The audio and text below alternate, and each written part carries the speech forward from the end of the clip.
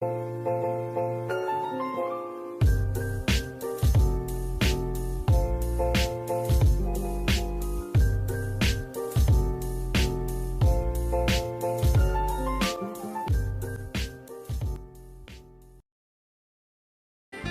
Lessons a Millionaire Taught Me, for Women, by Richard Paul Evans.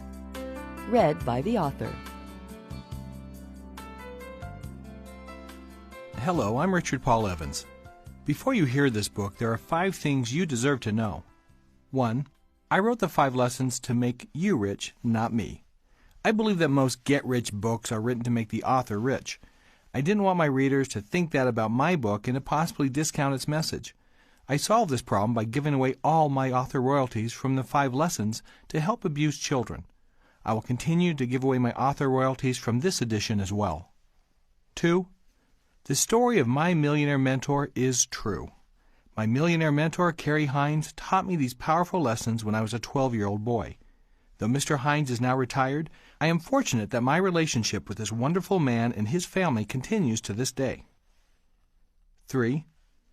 The principles in this book work in good times and bad. In fact, they work exceptionally well in both. I've spent a lifetime proving them. I've also heard from women around the world whose lives have been changed by these principles. The foreword to this book, written by my niece Heather, is a great example of how powerfully these principles can work. If you follow them, you will see financial change in your life, likely much faster than you expect. 4. The acquisition of money is a psychological process. These 5 lessons work so well because they take into account natural psychological tendencies. The fact that these principles are simple to follow does not make them less effective. The simplicity of the process is its genius. 5. Like you, I've also made financial mistakes. I think I've made every mistake I write about in this book. Every time I stepped from the path of the 5 lessons, I paid for it, literally. My mistakes have only proven to me the importance and efficacy of these lessons. May you wisely learn from my mistakes instead of your own. In the course of writing a book for women, I encountered 2 primary difficulties. First, no definition of a specific social group will apply to all of its members, ever. There are exceptions in every group. In money matters, there are women who are financial geniuses and those who struggle to balance their checkbook. In writing this book, I decided to reach women at the most basic level to help as many as possible. Second, the ability to substantiate usable research was often hampered by people or groups with political agendas. Not surprisingly, I frequently came across contradictory reports about women's financial trends. This book isn't a political treatise. The sole purpose and agenda of this book is to help women succeed financially, period. In these difficult economic times and with the challenges women face today, nothing could be more important. In the face of contradictory information, I've chosen to rely on my personal observations and research. Over the past 3 years, I've had the privilege of sharing the 5 lessons with thousands of women. I've heard their stories firsthand and read about their experiences through letters and emails. I've personally mentored groups of women for months at a time. I have an entire notebook filled with personal financial anecdotes sent in by women. The composite of these experiences has helped me paint a picture of where women are in the financial world. Not every woman, but the majority of them. One of the beneficial results of my interactions is that I've identified 5 mistakes women frequently make when it comes to money. These include unenlightened beliefs about money, undervaluing their assets, burnt toast syndrome, investment paralysis, and overtrusting. This book contains proven solutions for each of these problems. Every principle in this book has been tested by women. I've seen firsthand these principles dramatically change women's attitudes and lives. As the father of 4 daughters, I have a vested interest in helping women live better, happier, and more fulfilling lives. That's my sincere hope for you. I wish you good fortune in your new life. Foreword by Heather McVey. It's hard to believe that just a few years ago, my life was so different. Financially, I was in a downward spiral that showed no sign of turning around. How did I get here was a question that was constantly on my mind. Where did we go wrong? My name is Heather McVeigh, and I am Richard Paul Evans' niece. And, I might add, if it wasn't for me, you probably wouldn't be hearing about the 5 lessons, because my story was one of the reasons for the original book. When I saw firsthand the power of these lessons and experienced the joy and freedom these lessons brought, I urged my uncle to share these 5 secrets with everyone around the world. They say turnabout is fair play. So as he wrote the original 5 lessons book, he came back and asked me to share my story. My immediate response was no way. It was too embarrassing. I didn't want people to know how bad our financial situation had been. I'm glad I changed my mind. We were probably not too different from you, trying to raise our family and working hard to make ends meet. My success with living the 5 lessons completely changed my life. And if sharing my story would inspire just one person to experience the joy we found, then I had to share. I'm pleased to say it has helped thousands change their lives. My husband and I began our life together, in love and struggling as college students. I always assumed that once my husband graduated from college, our financial life would turn around. Graduation came and went, but life also changed. We purchased our first new vehicle, and we bought our first home, and our first baby arrived.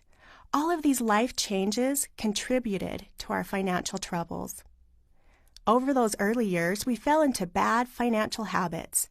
We were not living extravagantly, but we were living beyond our means. We would run up our credit card paying for groceries, diapers, and everyday life. The first time we maxed out our credit card, we took out a home equity line of credit to pay it off. This became a convenient, awful pattern. Back then, the real estate market was strong, and every time we built some equity in our home, we'd refinance to pay off our newest credit card debt. We took money from everywhere we could. We paid off a vehicle not once or even twice, but 3 times because we kept borrowing money against it. I just didn't get it. My husband was working 3 jobs, and I was working nearly full-time while raising 3 children. I couldn't understand why we were never able to get ahead or even to make ends meet. Something had to change. Then one day I decided that I had had enough of the frustration and the stress. That's when I had a life-changing conversation with my Uncle Richard. He was financially successful, and I was hoping he could give me some advice on how to turn our lives around. Uncle Richard invited my husband and me out to dinner to talk about our financial situation. I was all for it. However, my husband was very hesitant. He was embarrassed at our financial situation and didn't want anyone to know about our issues. But after considering the trouble we were in, he changed his mind. That night over sushi, we were taught the 5 lessons, and we made the commitment that would change our lives. Inspired by what we had learned, we decided to be wealthy. We began by starting a nest egg and making simple changes, like cooking more meals at home and limiting the restaurants we ate at. I began thinking about every purchase. Was this purchase a need or a want? I learned that I had been spending money to fill an emotional void. How could I have missed that about myself? The amazing thing about living the 5 lessons was that I didn't feel like I was missing out on anything in life. In fact, I was living a better life. Living the 5 lessons was bringing me and my family true happiness. To build our nest egg, we began collecting silver coins. Instead of going out to lunch every day with coworkers, I would walk to a coin shop and purchase a piece of silver.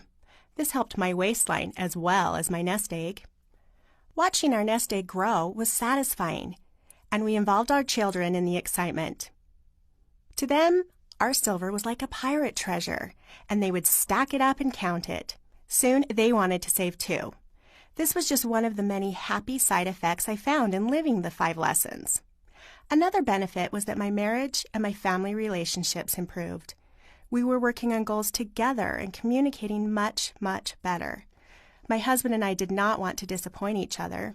If one of us fell or made a mistake, the other would provide encouragement to get us back on track. We were in this together. The 5 lessons were powerful and motivating, and living them became almost an obsession for me. Some of my former weaknesses became strengths. I took my spending habits and turned them into saving habits. I got good at saving money. Being financially responsible brought independence. And it was fun. I was no longer dependent upon the credit card company or the bank. We had our first debt-free Christmas. Within just 15 months, we were completely out of debt with a nest egg of more than $30,000. Now, almost half a decade after learning the 5 lessons, we have created a new financial pattern that we hope will help us retire not just as millionaires, but multimillionaires. Our life is full of opportunities, and we're no longer focused on debt. Instead, we can focus on our family and on living. The challenges of parenthood are enough without the worry and pain of debt. Life is good. My husband and I have traveled all over the world. We have nice things, and we've been able to help others. Now it's your turn to learn from my uncle. I urge you to follow his advice, just as we did, and just as he did from his millionaire mentor. Am I grateful that I learned the 5 lessons? What do you think? Preface. Again, Richard Paul Evans. Let me tell you why I wrote a book especially for women. These are difficult times. Today, most people aren't hoping for a yacht, they're praying for a lifeboat, especially women. In today's economic climate, the challenges women face financially have never been greater. That's why I've adapted the original 5 Lessons book to specifically help women. Truthfully, I never expected the 5 Lessons a Millionaire Taught Me about life and wealth to become an international bestseller. As pleased as I was with the book's success, I was equally pleased to discover that women were especially receptive to its message. However, the more I interacted with women in conferences and mentoring, the more apparent it became that I needed to adapt the 5 lessons in a way that would meet women's specific needs. The 5 lessons is about hope. Hope for women, hope for families. Women have always had a varied and complex relationship with money, and it's getting more complicated. In the past few decades, the relationship between women and money has become more entangled than at any other time in history. Love it or hate it, women and money are inseparable partners. A recent Pew study found that married women claim to control the family purse strings 2-to-1 over their husbands, and are also more than twice as likely to have the final say on major household purchases. In fact, more than 80% of all consumer expenditures are made by women. Women aren't just spending more, they're earning more. The number of women with 6-figure incomes has quadrupled in the past decade. Among women with business degrees, 60% now out-earn their husbands. This trend is likely to not only continue, but increase. Consider this fact. The average American with a college degree earns approximately twice as much as a person without one. And at the current rate, by the end of this decade, women will be receiving 50% more college degrees than men. Women's influence with money extends much further than their own homes. They now control more than half of all expenditures in corporate America. Currently, 38% of businesses are owned by women, contributing more than $3.6 trillion to the U.S. economy. Today, more than half of all new businesses in the United States are started by women, with all indications that this will continue well into the future. Perhaps the most relevant of all financial trends for women is this. More than 80% of all women and their dependents will be financially reliant on themselves at some point during their lives. Unfortunately, too many women are not prepared to deal with this reality. Outdated beliefs about money and women not only weaken women's ability to create their own financial success, but actually endanger them and those they love. The 5 lessons contained in this book, if followed, will lead to wealth and financial independence. I know. They've worked in my life, and they've worked in the lives of thousands of women I've counseled over the past 20 years. But more important than material wealth, these 5 lessons offer freedom in a world increasingly intent on creating financial slavery. The 5 Lessons a Millionaire Taught Me for Women is more than a book. It's the first step in a revolution aimed at freeing women, helping them take back their lives, their homes, and their liberty. I invite you to join our movement. The gifted millionaire who taught me these principles did so as an act of kindness and generosity. I am pleased to follow in his footsteps. I dedicate this book to all the wonderful women in my life. Introduction. Hard Times. When I was 12 years old, my father, a building contractor, fell through a stairwell on a construction site and shattered the bones in both of his legs. My father was our family's only source of income, so when the accident left him with no income, massive medical bills, and no disability or medical insurance, the financial result was devastating. I come from a family of 8 children, and money had always been tight. But now, as my father lay in bed, unable to work for nearly a year, we were in real trouble. We were forced to sell our home and move into a 3-bedroom duplex. I slept on the floor outside the kitchen for 2 years. It was a time of fear. Mostly, I was afraid of what would happen to my parents. I was afraid that my father would go to jail for not paying his bills. I remember a man standing at the doorstep yelling at my mother because we were late on rent. I also remember the embarrassment of telling a friend that he couldn't call me because our phone had been turned off. The Chinese have a saying, "When the student is ready, the teacher will appear." This is what happened to me. During this difficult time, a man in our area, a multimillionaire named Kerry Hines, invited the youth to a free lecture at the neighborhood church. He wanted to teach us about money. We were confident that he knew something about the subject. He owned the #1 basketball team in America, drove an expensive car, and owned real estate and businesses all over the West. He was also completely self-made. He came from Ashton, Idaho, a tiny farm town with only 2,000 residents, if, he told us, you count the dogs and chickens. He was born during the Great Depression, and like so many others during that time, his family was destitute. They rented 2 rooms in the back of someone else's house. They had no running water, and in the freezing northern Idaho climate, the only source of heat was a small stove they cooked with. He learned to work as soon as he could walk, digging up potatoes on local farms alongside the migrant workers. He had come a long way since then.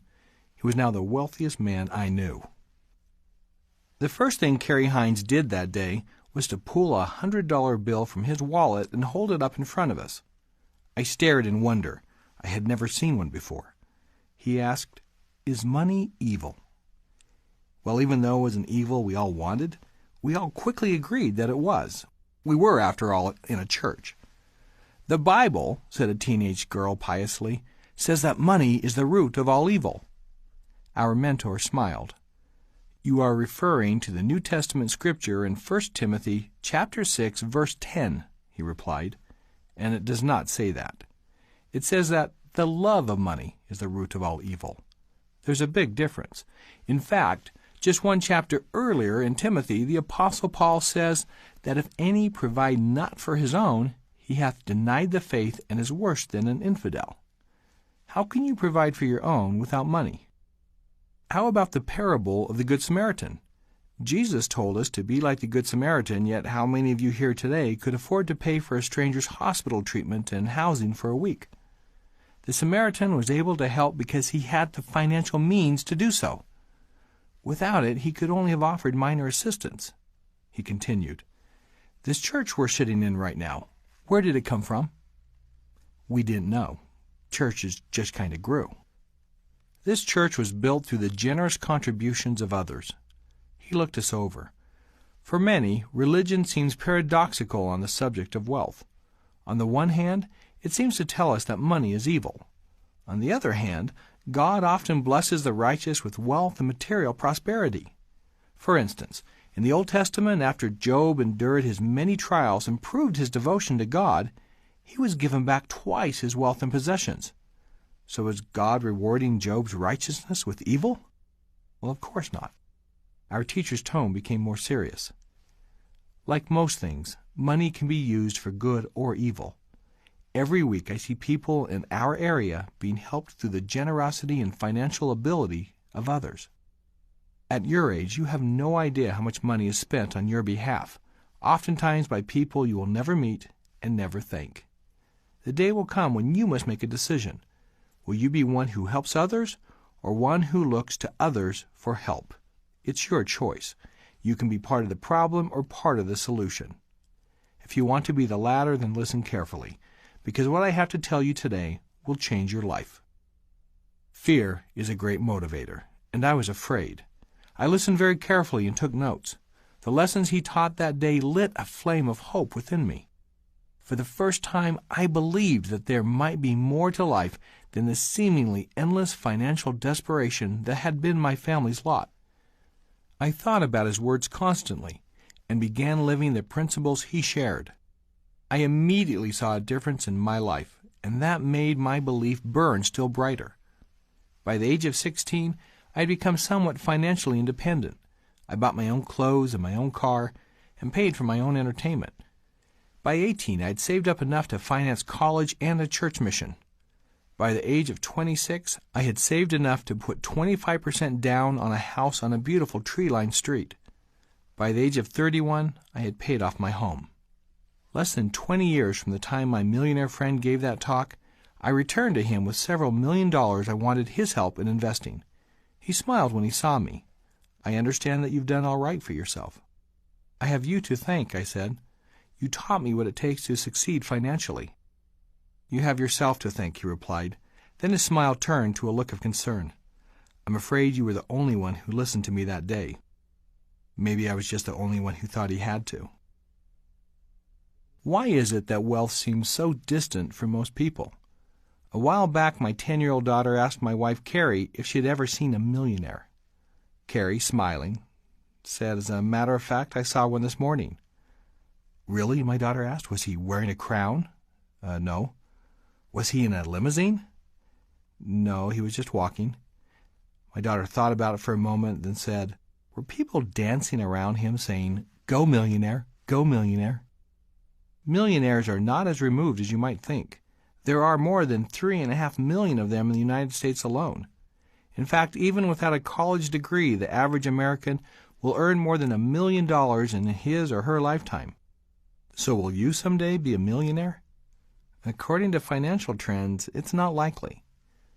Recent statistics given by the Federal Reserve indicate that household debt is at a record high relative to disposable income. In 1946, household debt was 22% of personal disposable income. Today, it's more than 130%. And what about savings? It's hard to believe that at one time this country had an average savings rate above 26%. From 1948 to 1992, we averaged 7% to 11%. By the end of 2007, the U.S. savings rate became nearly non-existent at an appalling 0.4%, the lowest rate since the Great Depression. Not surprisingly, personal bankruptcies in America have more than doubled in the past decade. In fact, far more Americans declare bankruptcy each year than graduate from college. What about retirement?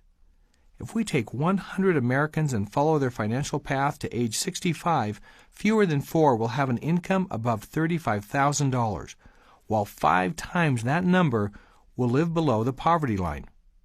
More than 50% will be wholly dependent on relatives, Social Security, and welfare. Now consider how women fare in retirement. First, they're mostly alone. Between the ages of 75 and 84, only a third of women are married with a spouse present. By the age of 85, that number drops to just 13%. Women, on the average, live longer than men and need more money saved for retirement, but they don't have it. In 2004, the median income for retired women was only $12,080, compared with men's $21,020.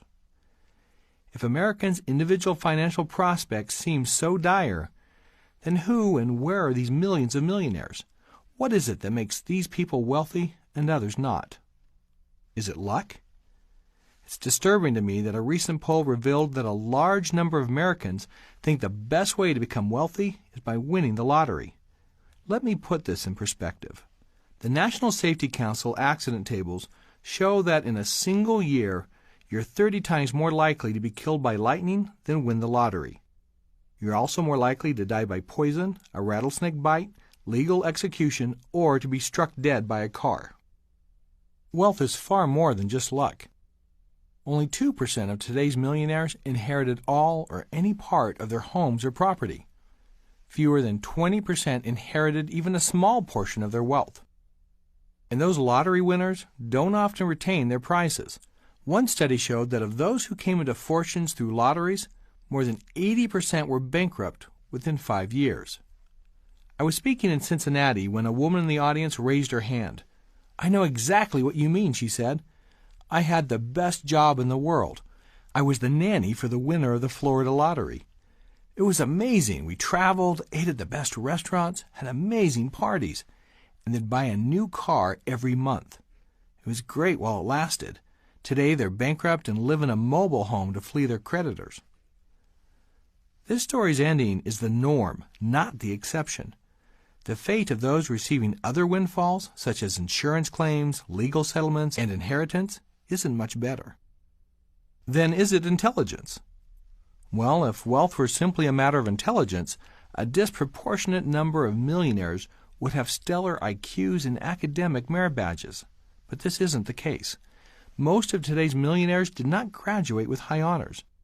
Most of them did not even qualify for a top-rated college. In light of this, it's not surprising that Warren Buffett, the self-made multi-billionaire investor, was rejected by Harvard Business School. In fact, research shows that millionaires' average grade point average is lower than a B. On the other hand, highly academic, well-educated people often act like complete fools when it comes to personal finances. It's common knowledge among financial consultants that America's most educated citizens, doctors and lawyers, are notoriously bad at handling their money. Then what is it? If it's not luck or superior intelligence that makes a millionaire, then what is the common denominator, besides money of course, that the wealthy have and the rest of humanity does not? It's simply this: the wealthy understand the principles of accumulating wealth and live them. Some wealthy people learned the principles of accumulating riches through trial and error. Some, like myself, learned from mentors or parents, and for some it just came naturally. But whatever this knowledge's source, I do not know a single self-made millionaire who does not understand and apply the 5 principles my millionaire friend taught us that day. This is good news for everyone else, because it means that wealth is less a matter of circumstance than a matter of knowledge and choice. Your knowledge of the 5 lessons means that you can choose to live the life you desire. So ultimately, it comes back to you. Do you want to be wealthy? If so, let's get started. Lesson 1. Decide to be wealthy. These are the words of Betty LaHanne Harrigan. Women have been so brainwashed by the destructive female culture that taught them to associate money with sin, evil, and everything crude, that it would take an entire book to disentangle the subconscious fears and incredible fantasies that the simple noun money evokes in most women. I've seen it far too many times to deny the collective discomfort that falls over a crowd of women when I tell them to decide to be wealthy. This shouldn't surprise me. The feelings women hold about money are remarkably complex and sometimes not even understood by the women who hold them. Traditionally, men and women have had different relationships with money.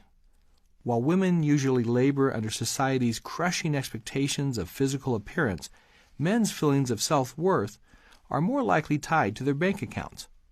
Men are not only encouraged to pursue wealth, but pressured to do so. Women are usually taught the opposite. This lack of female emphasis on money, combined with complex and often contradictory beliefs about wealth, leads to a general paralysis on the financial front. And those who fail to act, fail.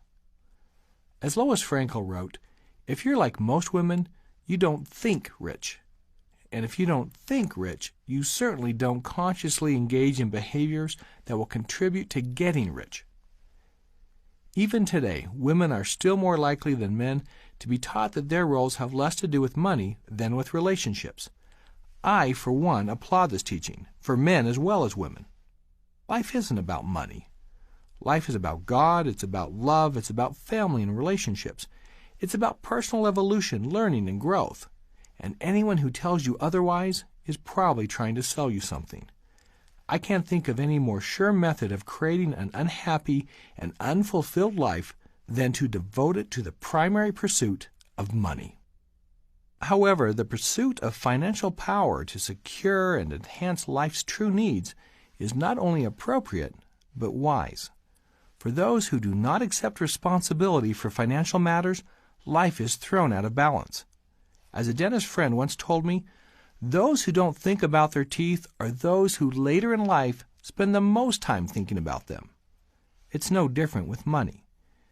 It's not surprising, then, that the people I know who are the most obsessed with money are not the millionaires or even the billionaires. Rather, they are oftentimes the ones who are living paycheck to paycheck. To the financially enslaved, life becomes all about money. It's not. In order to be truly happy, we must live balanced lives. To be in great fiscal health is very much like being in great physical health. It allows you to do more and be more, and it permits you to live your life free of constant pain and bondage. Let me share with you a fable. A woman was looking for a place to eat when she spotted a sign outside a restaurant. All you can eat special, $1. She decided to give the restaurant a try. Once inside, she found another sign that read, "Seat yourself." The woman found a small table in a crowded corner of the restaurant and sat down. Soon a waitress greeted her. "What can I get for you?" "I'll have the special." "The special?" "Yes," the woman replied, looking around. "What everyone else is having." The waitress handed the woman a plate. "Help yourself." There was a long line at the buffet table, and when the woman finally got to the food, she was disappointed by what she saw. Most of the bins were empty or appeared to have been well picked over. What was left didn't look very appetizing. "No wonder it's only $1, she thought. She took what looked palatable and then went back to her table, dissatisfied with her meal. When she had finished eating, she went to the checkout counter to pay. As she pulled out her wallet, she noticed another room in the restaurant. It was much nicer than where she had dined, and there were fewer people. There were chandeliers and beautiful carpets. The tables were covered with clean white cloths and set with china and silverware. There were long buffet tables laden with food, shellfish and roasts, colorful vegetables, and large platters of cakes, chocolate truffles, and desserts of all kinds. A chef stood at one end slicing great slabs of roast beef with a carving knife. As she paid for her meal, the woman asked the waitress, "How much is that buffet?" $1, the waitress replied. $1? She nodded. "Everything here is the same price." "What? How come you didn't tell me about that room?" The waitress looked at her with a perplexed expression. "You said you wanted what everyone else was having." This little fable demonstrates precisely how most people live their lives. Why wouldn't you decide to be wealthy? Money is a powerful ally. With money, I've been able to provide life's necessities for my family and loved ones, food and comfortable shelter, as well as superior education and medical care. I have a child with special medical needs. A few summers ago, our out-of-pocket medical expenses totaled more than $50,000. At that difficult time, I was grateful to be able to care for my child without worrying about the money. I think the best example of the power of money comes from an experience with my mother. A few years back, I went to visit my mother only to find her quite upset. "What's wrong?" I asked. "We can't keep up with the bills," she said.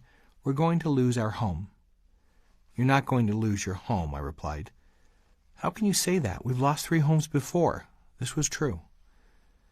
"You didn't have a millionaire son back then," I said. "I'll pay off your home right now. Who holds your mortgage?" Isn't this a cool thing to be able to say to your mother? "No," my mother replied. "We're going to lose it." It took me a moment to understand my mother's response. Then I realized that her previous experiences of losing homes had been so traumatic that her fear now outweighed reason. So I dropped the subject and took my mom out to get some pie. On the way home, we stopped at a bank and opened a special checking account. It was special for 2 reasons. First, it never emptied. I put $20,000 into the account and asked my mother to call me when it was getting low, and I'd fill it up again. Second, no one could get into the account except my mother. It was important to her that no one else could threaten her security. A week later, one of my brothers asked if I had seen Mom recently. Sure, I said. We had pie last week. She looks younger, he said. I think they've changed her medications. I lost my mother several years ago. The evening of her funeral, my father came to me and handed me her checkbook. This is yours, he said. I think there's still money in it. As I looked inside the checkbook, I found, in her own handwriting, a list of my mother's simple pleasures. Bookstores, craft shops, her hairstylist, small things my mother loved. I couldn't have known that my mother would die so young. How grateful I was to be able to provide her with some joy in her last days. With money, my wife and I have been able to build Christmas box house emergency shelters to help abused and neglected children. Since we began, our shelters have served more than 20,000 children. Wealth has brought freedom of choice and opportunity. You can't tell me that money is evil, but I can prove to you that the lack of money is. Financial distress is evil. The American Bar Association has estimated that nearly 90% of all divorces over the past decade can be traced to quarrels and accusations over money. Debt and poverty contribute to other serious social issues as well. Studies by the Child Welfare League of America have demonstrated a direct correlation between financial problems and domestic abuse. And there's more bad news for the fiscally challenged. Numerous studies have shown a direct correlation between debt and health problems. One study published in the Journal of Law, Medicine, and Ethics found that nearly half the debtors reported that debt troubles had affected their health. A few years back, the president of the American Medical Association told me about some interesting research. If you take two people, he said, with the same physical ailment and put them in the same hospital room using the same doctor, the same medication, and the same treatment, the one with debt is twice as likely to die. Debt creates hopelessness, and without hope, we lose the will to live. One of the most perplexing responses I hear from women explaining why they haven't developed wealth is that they feel undeserving of it. I've heard this many times. I don't feel worthy to be wealthy. What does worthiness have to do with being wealthy? Would you say I don't feel worthy to be healthy? Of course not. That would be silly. Men don't generally have this problem, not because they have higher self-esteem than women, but because they have never been taught that money is something you have to be worthy of. Unfortunately, the opposite is more true. Many men feel that if they don't have a high net worth, they aren't worthy. The truth is, neither attitude is correct or empowering. The bottom line is this: money is power, and power in the hands of good people is a very good thing. In the end, each person's definition of wealth is personal. For me, when a person no longer has to think about money, then they are truly wealthy. The good news is that for the most part, the decision whether or not to become wealthy is ultimately yours. As my millionaire mentor said, you can either become part of the problem or part of the solution. My life changed the day he taught me this principle because that was the day I decided to be wealthy. Extravagant does not equal wealthy. Before you can make the decision to be wealthy, you must have a concept of what being wealthy looks like. Understanding wealth begins by discarding the distorted, media-engendered notions you may have acquired concerning what it means to be rich. America's wealthy are too often stereotyped as having gaudy, extravagant lifestyles and irresponsible fiscal habits. The media perpetuates this caricature by focusing on the small percentage of wealthy individuals who live such lives, lifestyles of the rich and stupid. While such people do exist, they are the exception, not the rule. Two groundbreaking books have done much to shed light on the reality of America's millionaires. The Millionaire Next Door by Thomas J. Stanley, Ph.D., and William D. Danko, Ph.D., and Stanley's The Millionaire Mind reveal that today's millionaires are remarkably frugal with their money. In fact, in many cases, even their own children do not know of their wealth. Living lives of excess, exorbitance, and waste are counter to the message of this book. And, as I'll demonstrate later, such overindulgence is usually short-lived. Most people you see trying to look wealthy are part of the look rich quick crowd. An expensive car or clothing does not make one wealthy. In fact, the opposite is more likely true. The path I'm recommending teaches individuals how to achieve a real and enduring affluent lifestyle based on spiritual and life-centered values. There is tremendous power to commitment. As simple as the first lesson seems, in my experience, it's the primary reason that most women fail to achieve wealth. They simply never decide to be wealthy. They may hope or wish it to be so, but they never really choose it. The simple truth is, if you never choose to be wealthy, you will never attain wealth. And even if you do beat all odds and win the lottery, your wealth will likely be short-lived. Choice is the beginning of all journeys. And as with all first steps, it's the most important step of all. As Napoleon Hill wrote in his classic book, Think and Grow Rich, riches begin with a state of mind, with definiteness of purpose, with little or no hard work. There is something very powerful about commitment. Commitment to a plan or thought carries with it a remarkable force that influences the unconscious mind and brings about the desired effect. In other words, once we decide to have something, the mind unconsciously begins to create the reality necessary to bring to pass the very thing we desire. The opposite is true as well. If we believe that we can't do something, we can't. If we think we will fail, we probably will. In recent years, there's been a lot of talk about the law of attraction. I don't disagree with this principle. I've always believed that the power of desire has great spiritual implications. As the Bible says, ask and you shall receive. About 20 years ago, I had the desire to travel to China. I didn't have sufficient funds at the time to justify such an expensive trip, but I wrote my desire down on a list of goals for the year. 4 months later, a friend called me out of the blue. She had just won an all-expenses-paid trip to China for 2. Her husband didn't really want to go, so she asked if my wife and I would like to take the trip instead. Of course, you could call that a coincidence, but the odds of something like that happening would suggest otherwise. To choose the path is to choose the destination. There is a Chinese saying, the journey of 10,000 miles begins with one step. It's within your power right now to take the first step to wealth. Just one small step. Decide to be wealthy. Declare your intention by saying it out loud, then write on a card, "Today I decide to be wealthy." Now put that card on your nightstand or next to your toothbrush. Read those words every morning when you get up and every evening when you go to bed. Keep a copy of it in your wallet next to your credit card.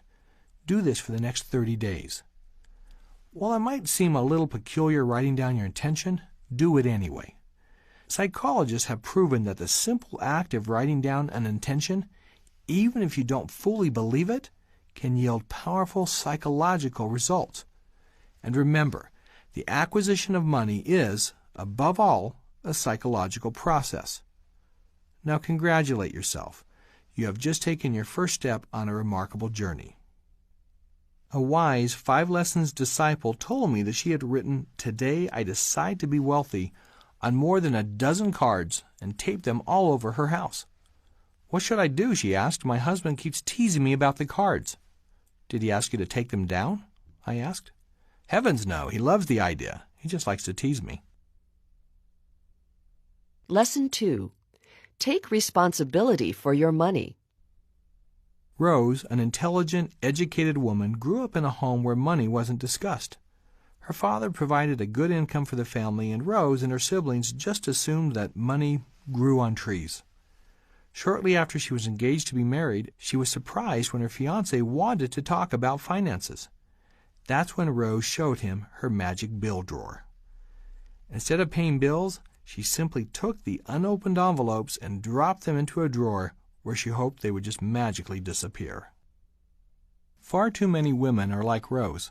While research suggests that more women than men are controlling the purse strings, too many women are still in a haze when it comes to their complete financial outlook. And if you don't control your money will control you. Taking control of your money begins with taking responsibility for it. That means knowing 4 things: how much you have, where it's coming from, where it's going, and what it's doing to make you rich. Taking responsibility for your money also means not completely turning it over to a bookkeeper or spouse. It's a matter of personal stewardship. It's like parenting. You can't leave the responsibility of your children to someone else and just hope that they'll turn out all right. Of course, it's not just women who fall prey to fiscal irresponsibility.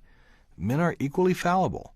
A high-income friend of mine, finding his bank account depleted after burning through tens of thousands of dollars, said to me, "We have nothing to show for it.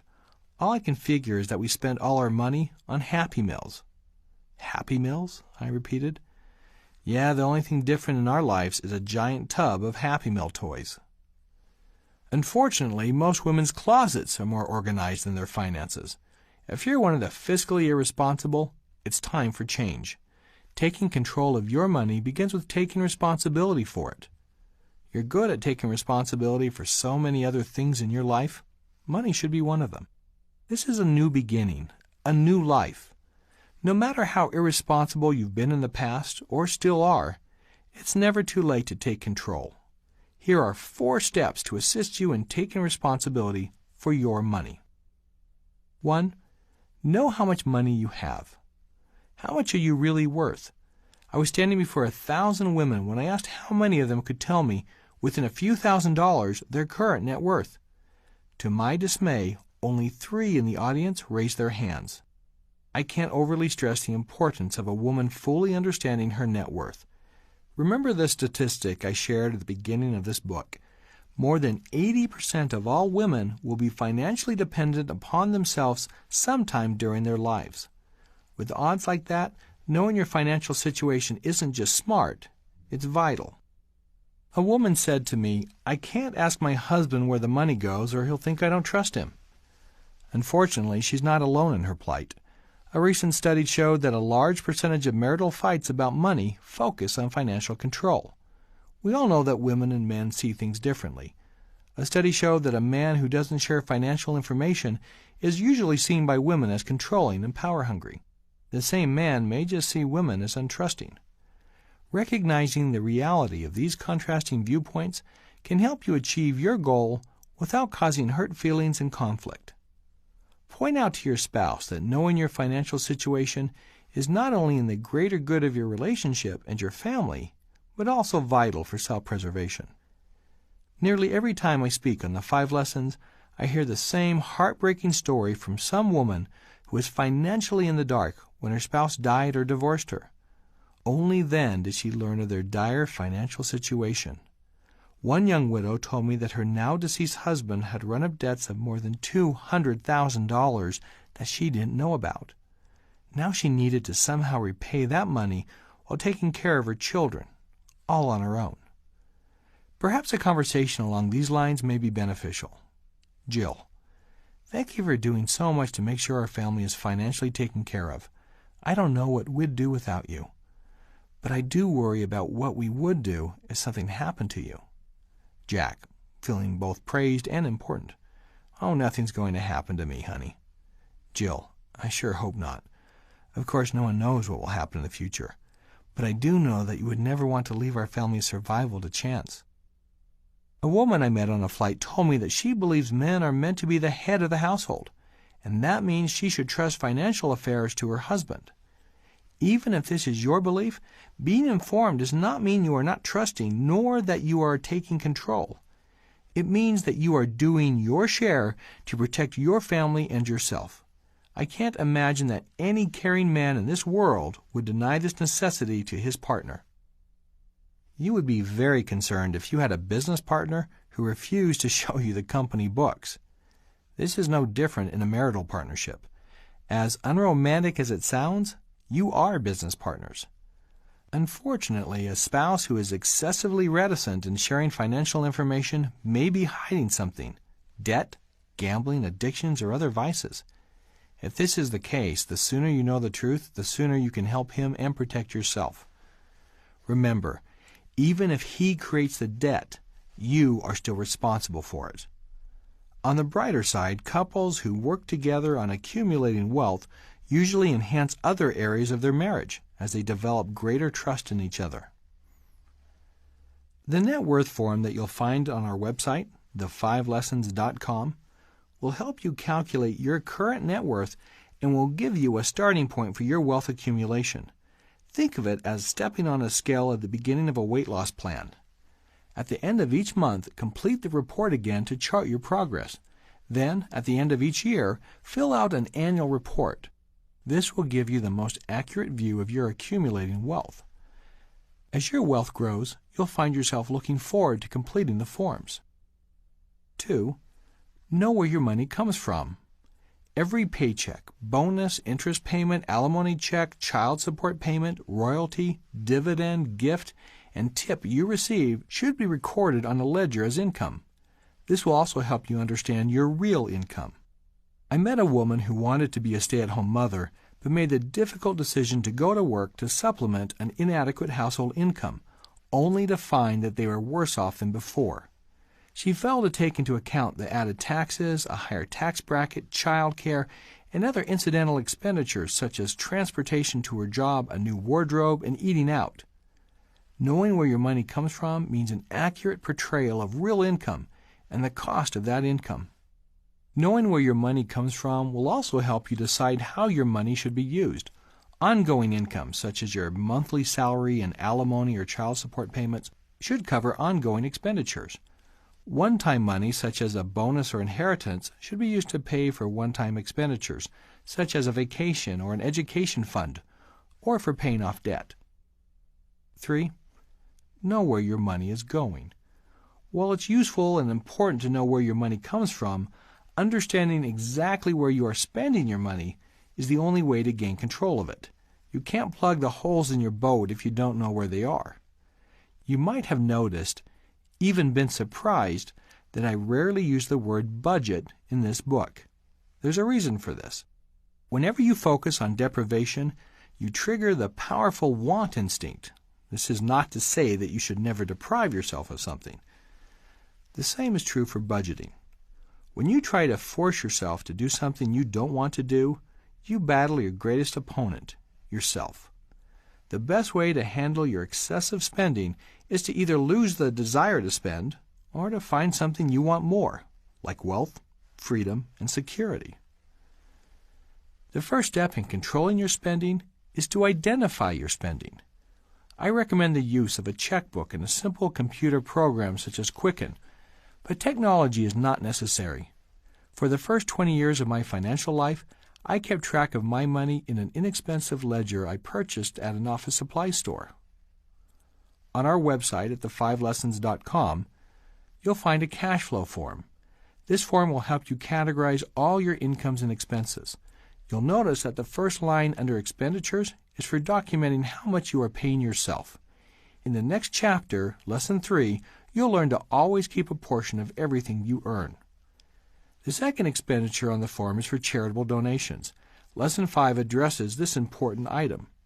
The rest of your expense categories will depend on your chosen lifestyle. Each expenditure on your cash flow form represents an opportunity for reduction.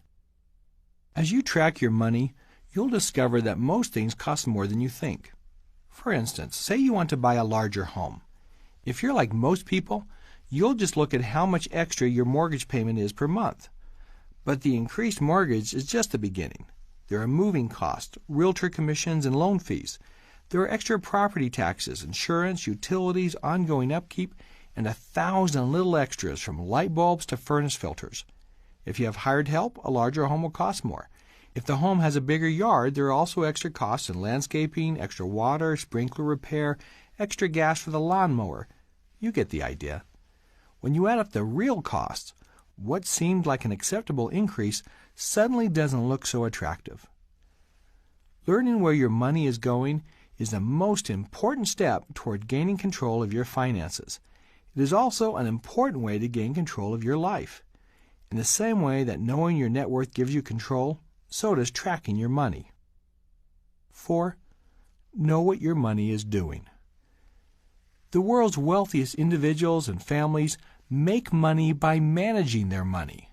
The point of amassing wealth is to make money work for you instead of against you. Eventually, as you stay true to yourself and the 5 lessons, your money will earn more each year than your salary. money will become your servant instead of the other way around. If you had an employee who sat around and did nothing, you would quickly fire her. Ongoing monthly evaluation of your investments is vital to your financial success. As you fill out your monthly net worth form, you will see clearly just how hard your money is working for you. Knowing exactly where you should put your money to make it work for you is a more complex matter and is addressed more fully in the next lesson. One objection I often hear is, "I don't have time for this." Saying that you don't have time to watch your money is like saying that you don't have time to watch the traffic signals as you drive. You don't have time not to. You spend thousands of hours each year earning. Why wouldn't you take a few hours a month to track where it goes? Lesson 3. Keep a portion of everything you earn. We've all read stories about celebrities declaring bankruptcy or whining about their financial woes. From rock stars pawning their Grammys in order to pay delinquent tax bills, to former professional boxers waiting on tables, the list of financial casualties grows annually. When I hear these stories, the questions I ask myself are, why didn't they just put some of what they had someplace safe? Why didn't they save the proceeds from just one album, or in the case of the boxer, just one title fight? If they had, they'd still be wealthy. Of course, celebrities aren't the only ones making bad financial choices.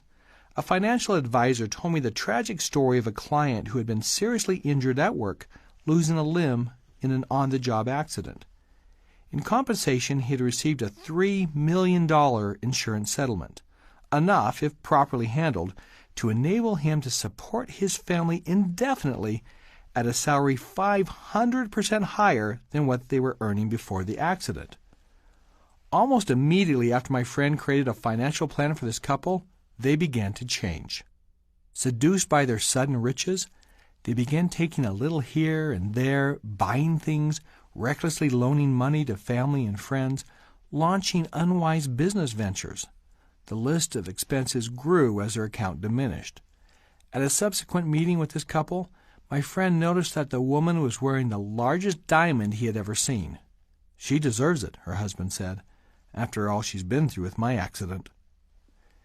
In spite of my friend's ongoing counsel and encouragement, week after week the couple withdrew funds until less than 3 years later they were completely broke and were both out looking for work. The reason they and others in similar situations fell is because they do not understand the principles of wealth, especially the third lesson: a portion of all you earn is yours to keep. "But all I earn is mine to keep," I often hear. Well, if that's true, then why do you have so little of it left? The truth is that you give your money to everyone but yourself. You've heard it said before, and it's true. It's not what you earn, it's what you keep that makes you rich. The wealthy woman pays herself first.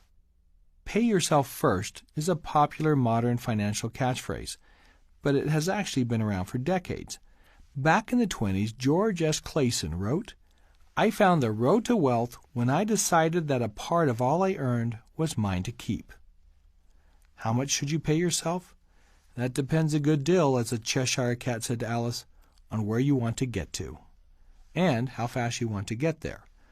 Obviously, the more you put away, the faster you'll achieve your goals. Research shows that most American millionaires save between 15 and 20% of their incomes. I recommend that you push yourself as hard as possible at first, just to test your limits. Then, when you ease back, you'll find your comfort zone. However, the amount you save should be a minimum of 10% of your ongoing salary and 75 to 100% of your side earnings. Here's some good news for women. Most research shows that women value savings more than men. One study by Alliance showed that women preferred financial security 15 times more than financial status. That doesn't mean they always save, and many don't, but it does give women a psychological advantage. One reader told me how her mother would stash away money in her stocking drawer. It got us through some tough times, she recalled.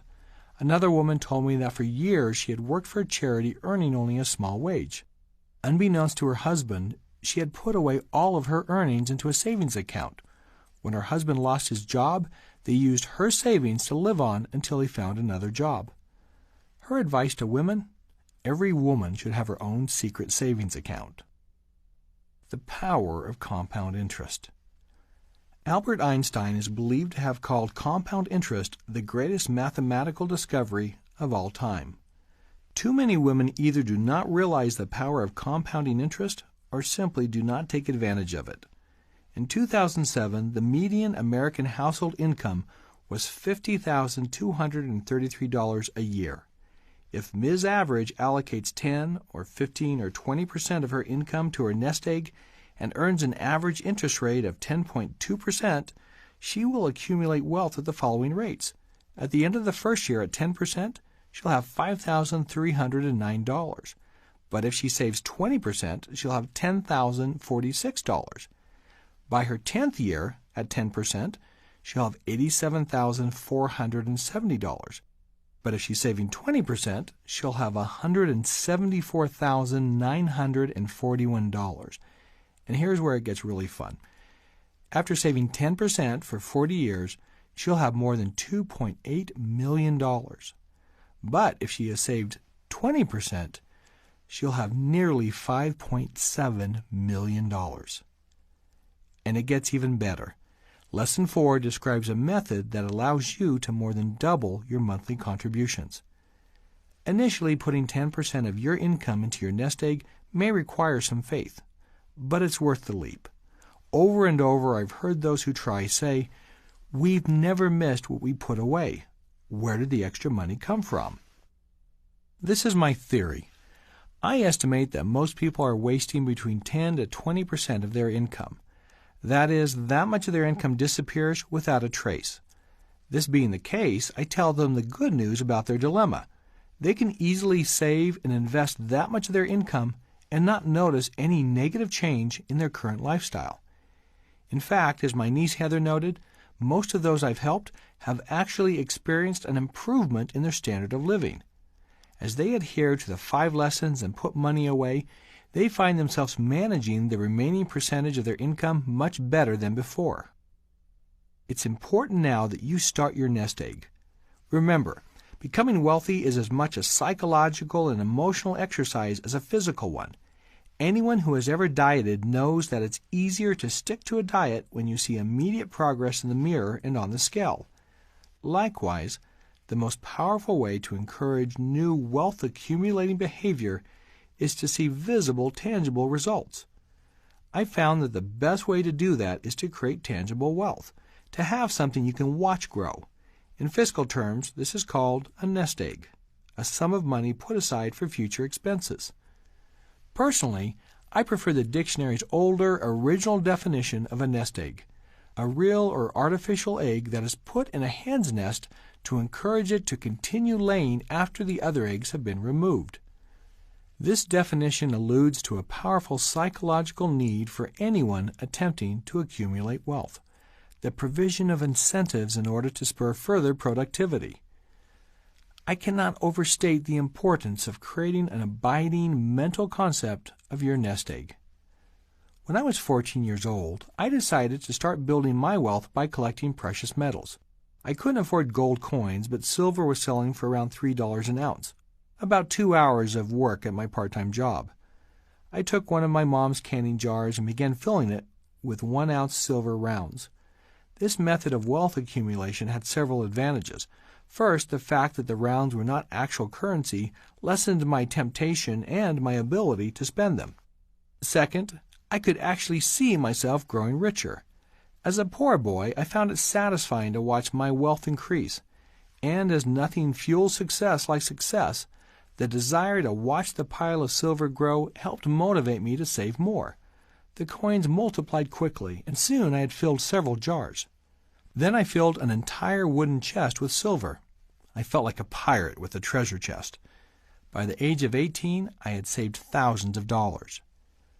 As my niece Heather collected precious metals, she discovered 2 additional advantages. First, perspective. She began to weigh the cost of an item against the price of silver. For example, she'd reason, I could take my family out for dinner, or I could make dinner and buy 4 more pieces of silver. Second, Purchasing the silver rounds satisfied Heather's urge to spend. Like so many others, she had discovered that she was a shopaholic, so spending her money on silver was like eating her cake and having it too. Really? Precious metals? Does it need to be precious metals? Well, of course not. Collecting silver coins worked for me because to me they felt like wealth, and that helped me to succeed. A few years back, I was dropping my son off at preschool when his teacher stopped me. "Mr. Evans," she said, "I don't mean to delay you, but I just wanted to thank you. I read your money book a few months back, and now I'm out of debt for the first time in my life." "Congratulations," I said. "Tell me about your nest egg." She looked at me quizzically. "How did you know I had started a nest egg?" "Because the 5 lessons don't work if you don't start one," I replied. She hesitated. "I didn't collect gold or silver," she said, a little embarrassed. "I didn't know how to. So I just filled jars with dollar coins. I've got these jars all around my house." Now, of course, putting money in jars isn't considered a good financial investment, but psychologically, it was a great one. I ran into the same woman a year later. "How's it going?" I asked. She stuck 2 thumbs up. Never been richer. A common question I get is, how do I purchase precious metals? Well, as with all investments, there are pros and cons to purchasing precious metals. Starting your nest egg with precious metals is good for emotional and security reasons, but in the long run, it's not likely to pay out the interest you need for steady financial growth. In the past 50 years, the average annual return on precious metals has been around 4.5%, less than half the rate of return of the S&P 500. However, as we've witnessed lately, in times of economic crisis, precious metals act as a buffer against loss. For this reason, I recommend starting your nest egg with some metals. Then, after you've established your nest egg, enlist the help of a professional financial advisor and expand to other forms of investments. If you're on a limited income, I recommend purchasing silver. I began with .999 pure 1-ounce silver rounds as opposed to coins or bullion. You'll pay a bit more for rounds, but they offer a better guarantee of authenticity, and you'll recover the extra money paid when you sell. Be careful not to buy special collector's coins unless that's your intention and you're sufficiently knowledgeable, as they likewise carry a special premium, which may not be recoverable when it comes time to sell. The same is true if you're purchasing gold. For gold, .999 pure 1-ounce coins, as well as other weights, are minted in the form of Canadian maple leafs, American eagles, Chinese pandas, and South African krugerrands. Even though they all contain 1 ounce of gold, there is usually a slight difference in the cost. These gold coins are quite beautiful, and the smaller coins make lovely pendants. Both silver and gold are available at coin shops and precious metal dealers. Be sure to shop around before you purchase, as dealers update their prices at different times of the day. You can track hourly precious metal prices at the 5 Lessons website at the5lessons.com. Remember to seek professional assistance. Ultimately, how and where you keep your nest egg is a decision you should base on your own current financial needs and the availability of trustworthy financial counsel. As your investment builds, take the time to learn more about investing and investment opportunities. Diversity is important. As your nest egg grows, you may want to have a combination of securities, precious metals, and real estate. A 401k with an employer's match can be a very powerful tool in building wealth. Above all, avoid risky schemes and investments, no matter the supposed payoff. Just as you would consult a doctor before making any serious decisions regarding your health, consult an established, successful investment counselor before you make any major investment decision. As your nest egg grows, you'll begin to feel the power that comes from having wealth, and you'll notice things that are within your financial grasp that were not available to you before. With this newfound power, you'll be tempted to dip into the nest and steal a few eggs.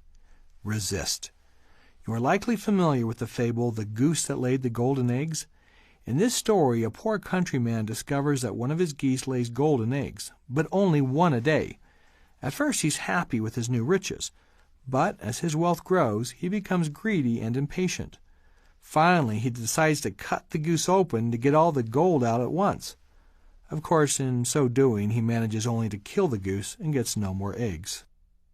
A more modern frame of reference is that many women's money habits resemble an eating disorder. They save their money only to suddenly purge it in a binge of reckless spending. Bulimic behavior will doom your nest egg. George S. Clayson wrote appropriately about this habit. Full, you eat your children. Remember, the primary purpose of developing your nest egg is not to spend it, but to make it earn more money for you, just as the wealthy do. With patience, your nest egg will earn more income than you can working full-time, but only if you leave it alone long enough to allow it to grow. What about debt? Well, here are the 5 steps to freedom from debt. First, record all your debt on one sheet if possible, so you know exactly what you're facing. Better the devil you know than the devil you don't. Write down the company or person you owe, how old the debt is, the invoice number, and the amount. Make sure you don't miss a single debt, as having unaccounted debt pop up later is demoralizing. Second, contact, preferably call, everyone you owe money and ask if they will reduce your debt. You'll be amazed at how much you can reduce using the 7 golden words.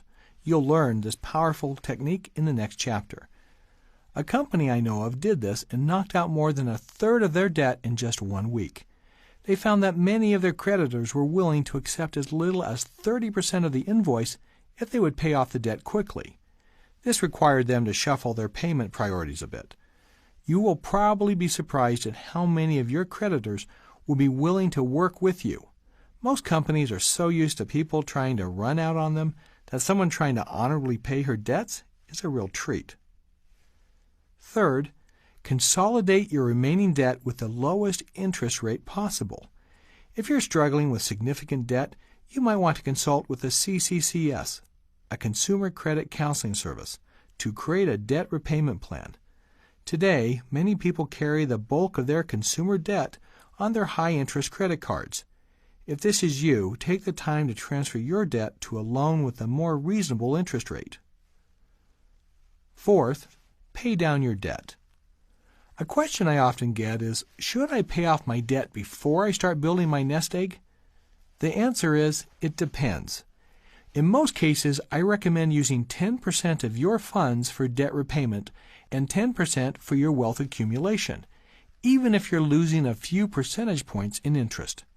I call this the 10-10 payoff. The reason for this is strictly psychological. It's important emotionally for you to see the growth of your wealth. If you're not seeing your wealth increase, you'll be less motivated and ultimately less likely to succeed. I can best explain this principle by sharing a true story. I once had a friend who weighed more than 350 pounds. After years of struggling with his weight, he decided to do something about it once and for all. He put himself on a remarkably intense and painful diet. For 90 days, all he could eat was this foul-smelling protein goop 4 times a day. He was miserable, but he stuck to it.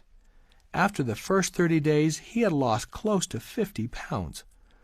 Although this was a tremendous success, to him it didn't feel like one. He still weighed more than 300 pounds.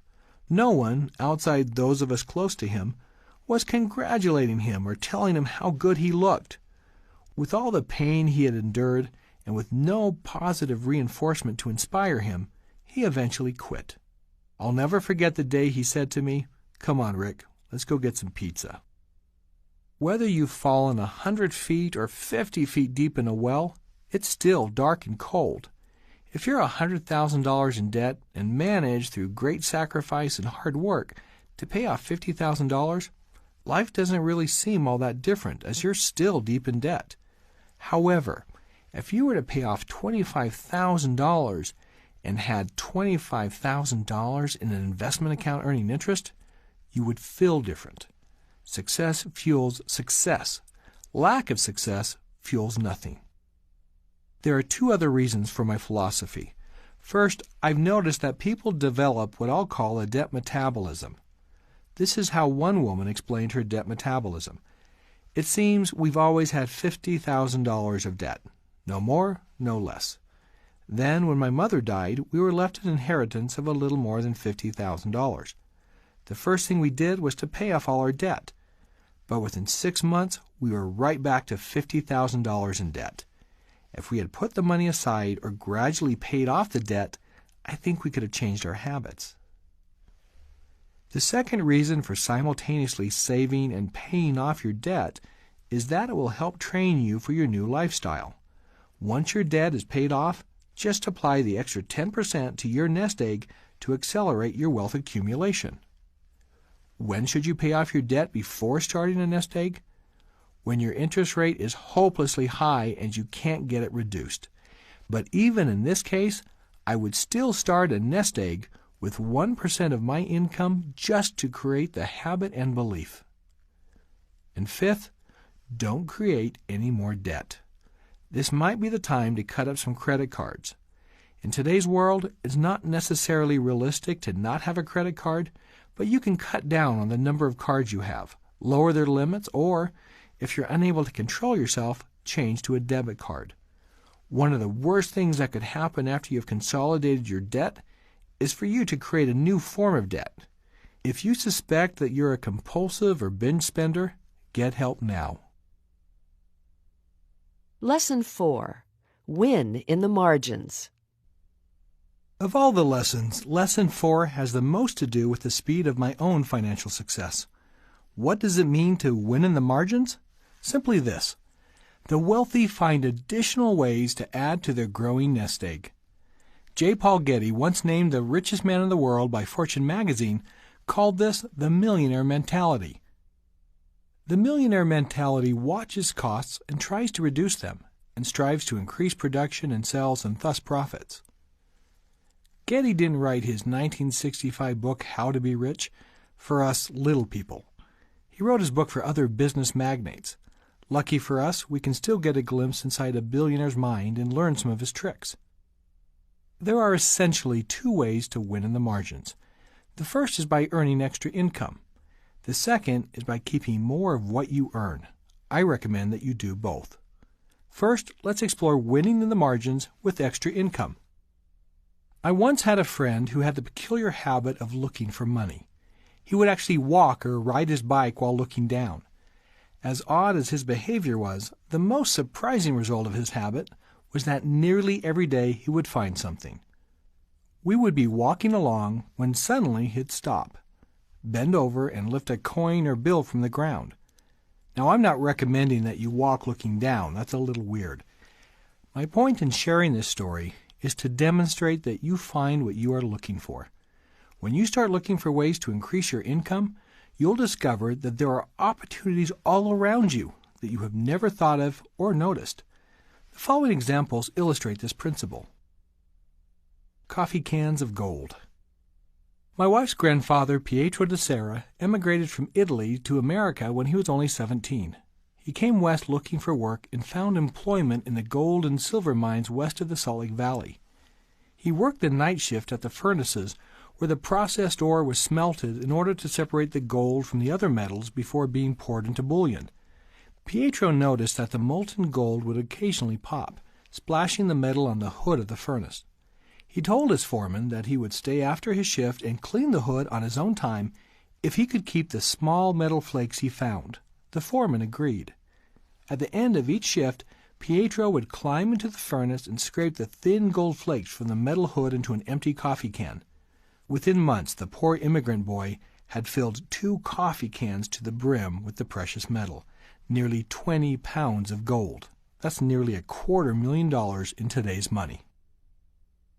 Stampin' success.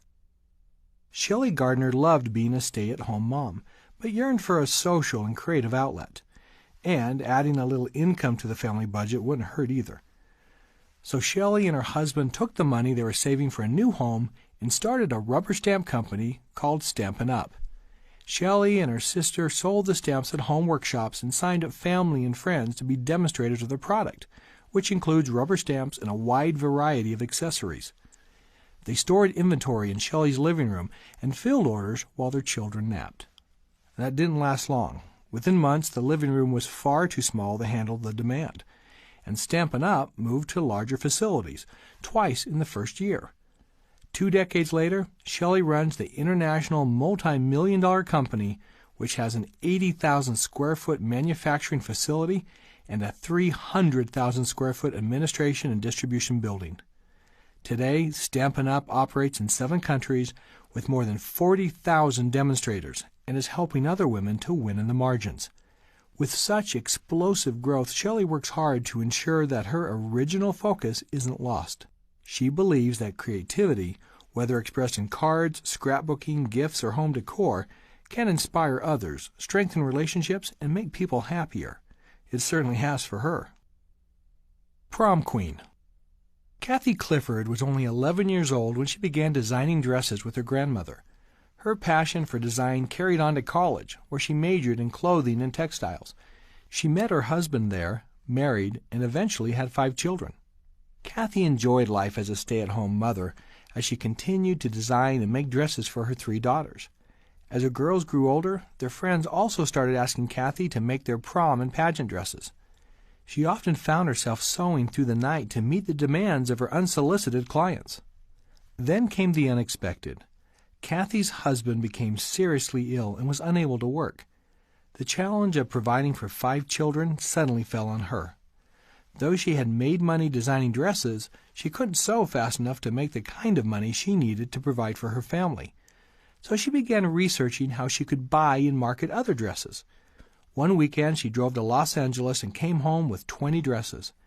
Now, when people called to order a dress, Kathy explained that she couldn't sew a dress for them, but asked if they would like to come over and see the beautiful dresses she had purchased. Her dresses were a hit, and she purchased more. As her home filled up with dresses, it became time to open a store. At that time, banks didn't particularly favor making loans to women. One bank manager told her that she'd be out of business in less than a year. But hearing no just increased her determination. Another challenge for Kathy was traveling around the world as a buyer without ever being taught how to do it. But, as Kathy says, women can do anything in the world that they want to do. There will always be someone willing to help them, and when there isn't someone, there's always a book. Today, business at Kathleen's Bridal and Formal Wear is booming, and you can find her dresses advertised in 17, Your Prom, and Teen Prom magazines. Kathy's dream has come true. She's a successful dress designer with buying power and clout, and enjoys seeing her designs create magic on all the special days of a woman's life. The Box. Randy Escobar and her husband Tony owned a nutritional products company that sold products to health food stores and pharmacies. When the tragedy of 9/11 hit, followed by the anthrax scare, they found it nearly impossible to import the materials they needed to produce their products. They were suddenly unable to fill orders, and their business collapsed. During this difficult time, they clung together as a family and did what they could to get by. Randy still remembers just how much water you can add to milk before it doesn't taste like milk anymore. Randy had been praying for something that would help her family recover from financial ruin when a cardboard box arrived on her doorstep. Her first thought as she picked it up was, whatever it is, I hope there's not a bill inside, because I don't know how I could pay it. Inside the box was a health product from Isagenix. It had been sent from an old friend with a note that read, "Please follow the instructions, use the product, and share with others." Randy followed the instructions and had such wonderful results with the product that she signed up as a distributor with the company and began sharing it with everyone she knew. Within a few years, Randy had not only rescued their family business, but with her husband as her partner, went on to break network marketing industry records and become a multimillionaire. Today, she is a global leader with the Isagenix company. But what she is most proud of is that 26 people in her team have also become millionaires, and many more soon will be. A stupid idea. As a child, Debbie Fields loved eating and baking chocolate chip cookies. She also enjoyed sharing her cookies with friends and family. While baking cookies might seem to be a simple thing, it was something Debbie knew she was good at. In her teens, she began experimenting with recipes and developing her own special recipe.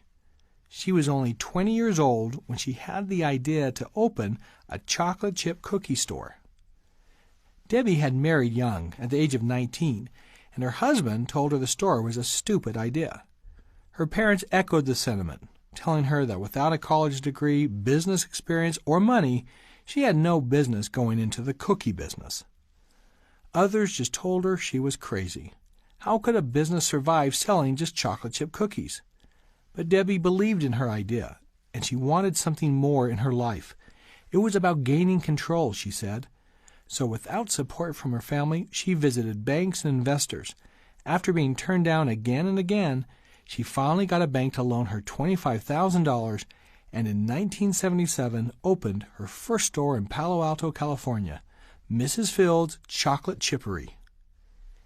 That humble store grew into a $500 million company with 650 retail bakeries in 11 different countries. Debbie became a business celebrity and inspired women entrepreneurs around the globe. She began franchising her stores in 1990 and sold the business to an investment group in the early 90s. She has continued to innovate and has since authored several New York Times best-selling cookbooks.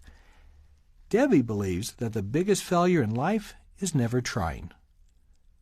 Of course, successful women's businesses are not limited to stereotypical female activities such as clothes, design, and cooking.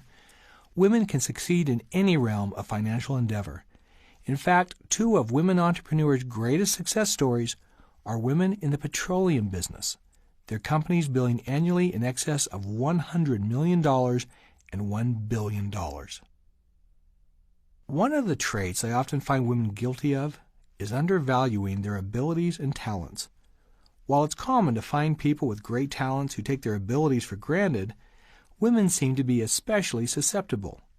What I do is no big deal, they tell themselves. Anyone can do it. The truth is, everyone can't. Where would Debbie Fields be if she had thought anyone can bake a cookie? We're the same way about our ideas. All too often we discount them, storing them in the bargain bins of our minds just because they seem obvious or simple to us. In doing so, we forget that the most brilliant of ideas are almost always simple in concept. Ralph Waldo Emerson said, "None of us will ever accomplish anything excellent or commanding except when she listens to this whisper which is heard by her alone." Back when I was an advertising executive, our agency would focus test products to learn how to sell them, or to discover if they even were sellable. We'd fill a room with women, and then sit behind a two-way mirror and listen in as they discussed our product's benefits and faults. I'm sure if asked, those women would claim not to know anything about marketing. But the truth is, we were relying on them to tell us how to market. We valued and needed their input. They were teaching us. Bottom line, believe in yourself.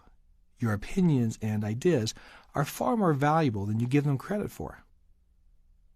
Soda pop, tuxedos, and Christmas gifts. The most money I've made in my lifetime was on a side project. It wasn't my first such venture, it was my 14th. For me, the habit of winning in the margins started when I was young. At the age of 13, I was working for low wages cleaning up construction sites. Such menial labor gave me ample time to think, though most of what I thought about was how I could quit cleaning construction sites. One afternoon, I noticed that the welders, who were paid well, would leave the job site every few hours and drive to a nearby convenience store for soda pop. I saw an opportunity. That night, on the way home from work, I bought an inexpensive cooler at a second-hand store, then purchased soda pop and candy bars in quantity from a nearby price club. The next day, I took my cooler to work, selling my products at $1 each. I doubled my income, making as much on the treats as I did pushing a broom. I found another opportunity when I worked at a formal wear shop. One day, my boss asked me to carry some boxes up from the cellar. When I had completed the task, I asked him what was in the boxes. "Old suits," he replied. I cut open a box and pulled out one of the suits. It was an old black tuxedo. It was from the 60s and looked like one of the Beatles' tuxedos. I asked him what he planned to do with the suits. "I'm just going to haul them out to the landfill." "Why don't we sell them?" I asked. Who would buy a 20-year-old used tuxedo? "I would," I said. "May I try selling them?" He rolled his eyes. "Sure. Just don't let it interfere with your work. And I'll tell you what, you can keep half of what you bring in." The sale of those suits brought in more than $16,000. My biggest success came 10 years later when I decided to self-publish a book I had written as a Christmas present for my daughters. I hadn't intended to publish the book, but after receiving many requests for copies, I decided to print a few. The first year, that little book netted me $20,000. I reinvested my earnings. In the second year, I earned more than $400,000. The third year, I earned nearly $4.5 million. That's when I quit my day job. You could say that I, and the others I've written about here, were just lucky. Of course we were. But as George S. Clayson wrote, "Opportunity is a haughty goddess who wastes not her time with the unprepared." Was it luck that caused me and my colleagues to try again and again to find ways to succeed financially? Was it luck that I noticed a trend with my book? Was it luck that I consulted all the experts I could find about making my book a success? Was it luck that I took copious notes on each marketing venture I tried, evaluating its successes and failures? The bottom line is this: I would never have been lucky had I not been looking for ways to increase my earning ability. For free ideas on how to win in the margins, visit my website today at winninginthemargins.com and enter WIN when asked for your passkey. Double your wealth. While most of those in the previous examples hit it big, even earning just a percentage of your regular income each month goes a long way toward building your wealth. Remember what I said about compound interest in Lesson 3? If you're earning an average household income and are saving 10%, you're putting away about $418 a month. If you increase your income by an extra $418 a month and apply it to your nest egg, it is, in the long-term accumulation of your wealth, the equivalent of doubling your income. Again, your wealth accumulation at 10%, the first year is $5,309, and by year 40 is $2.8 million. But by contributing just an extra $418 a month directly to your nest egg, your savings at the end of the first year are more than $10,000, and by the 40th year are worth more than $5.6 million. By increasing your nest egg contribution through earning or saving an additional 10% each month, the average household will achieve millionaire status more than 7 years earlier. Clearly, the path of extra income is worth pursuing. But where do you find the extra income? As demonstrated by my friend who walked with his head down looking for money, it's all around you. From my experience, your greatest success winning in the margins will likely come through paying attention to your talents, abilities, and the unique opportunities that already surround you. I suggested earlier that there's another way to double your contribution to your nest egg that doesn't include extra earnings, and that's savings. It's the second way to win in the margins. Successful wealth-building women understand that the world is designed to take their money. Never forget that. Billions of dollars have been spent to suggest to your mind what will make you happy, what you should look like, what you should drive, eat, and wear, and ultimately, how you should spend your money. The collective power of those suggestions is probably far stronger than you realize. Just look at a 20-year-old fashion magazine. What were we thinking? Or was someone thinking for us? Early in my advertising career, I wrote a radio commercial for a local chain of copy centers. In this commercial, I depicted a man talking about the copy center's new, longer hours with a customer who showed up at his store at 5 minutes past 5 o'clock, needing exactly 3,000 copies by morning.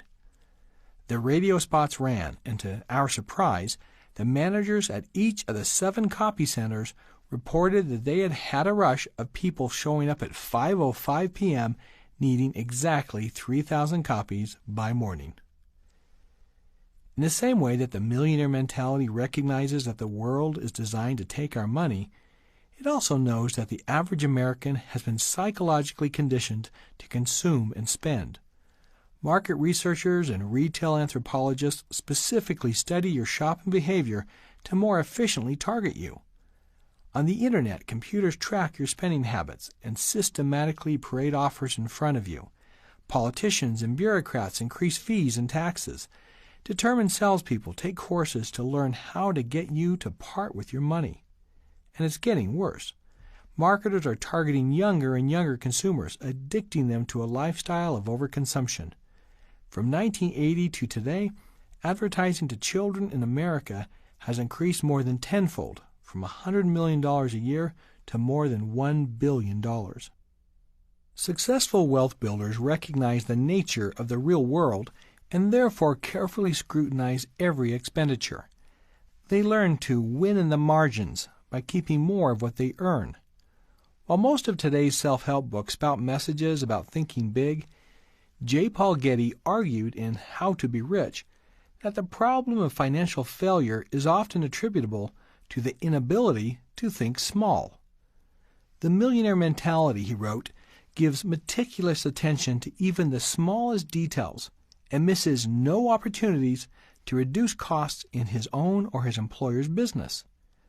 We can change that too, and misses no opportunity to reduce costs in her own business and household. This millionaire mentality can be applied to all aspects of financial endeavor, from business to personal spending. There are 4 key mindsets that characterize the effective wealth builder. 1. The millionaire mentality carefully considers each expenditure. 2. The millionaire mentality believes that freedom and power are better than momentary pleasure. 3. The millionaire mentality does not equate spending with happiness. And 4. The millionaire mentality protects her nest egg. I will examine each of these millionaire mentalities in greater detail. Mindset 1. The millionaire mentality carefully considers each expenditure. There are 3 questions that the successful wealth builder asks herself before she parts with her money. 1. Is this expenditure really necessary? 2.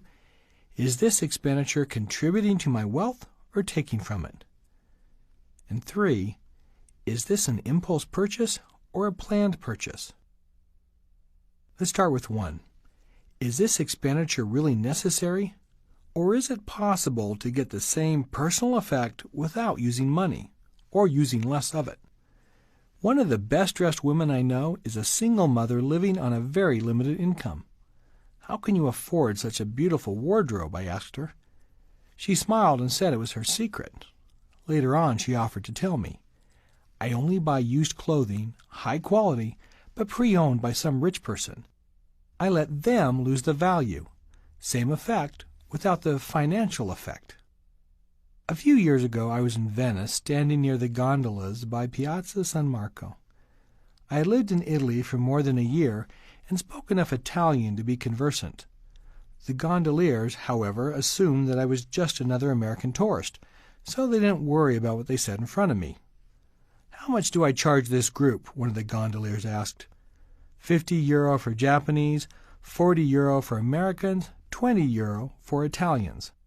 How do you determine what to charge? I asked the man in Italian. Embarrassed that I had understood him, he finally answered, whatever they will pay. More prices than you think are determined in this very way, and as such are usually far more negotiable than you think.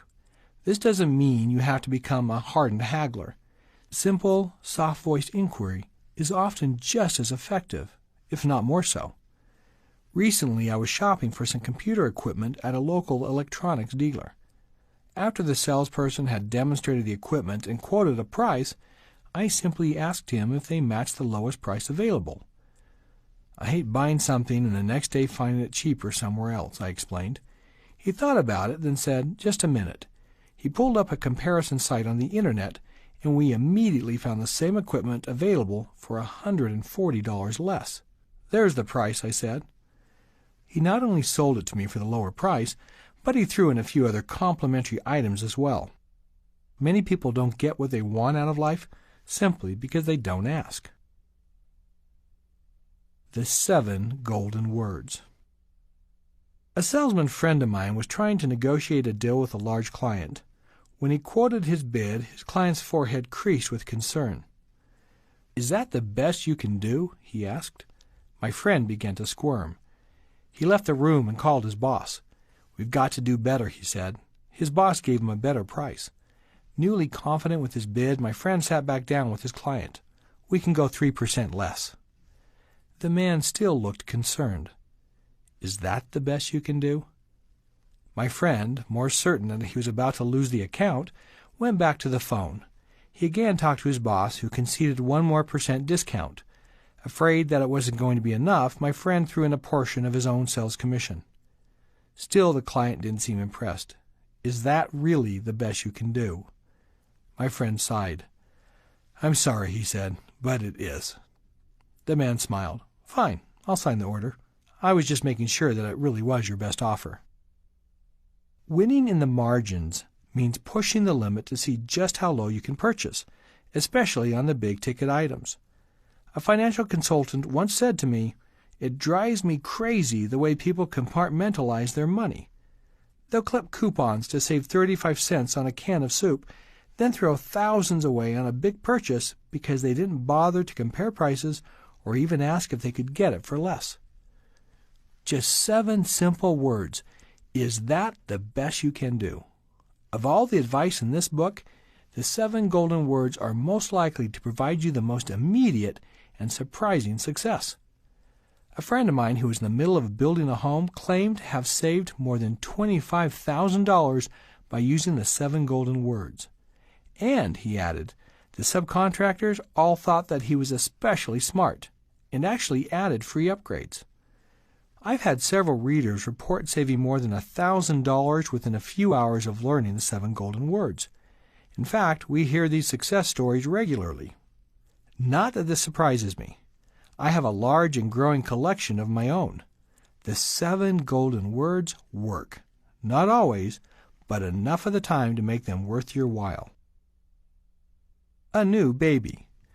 Ashley recently adopted a baby girl. Besides the normal fees associated with the adoption agency and lawyers, the medical costs associated with the birth were well over $20,000. Having used the 7 golden words before, she decided to see if she could lower this medical expense as well.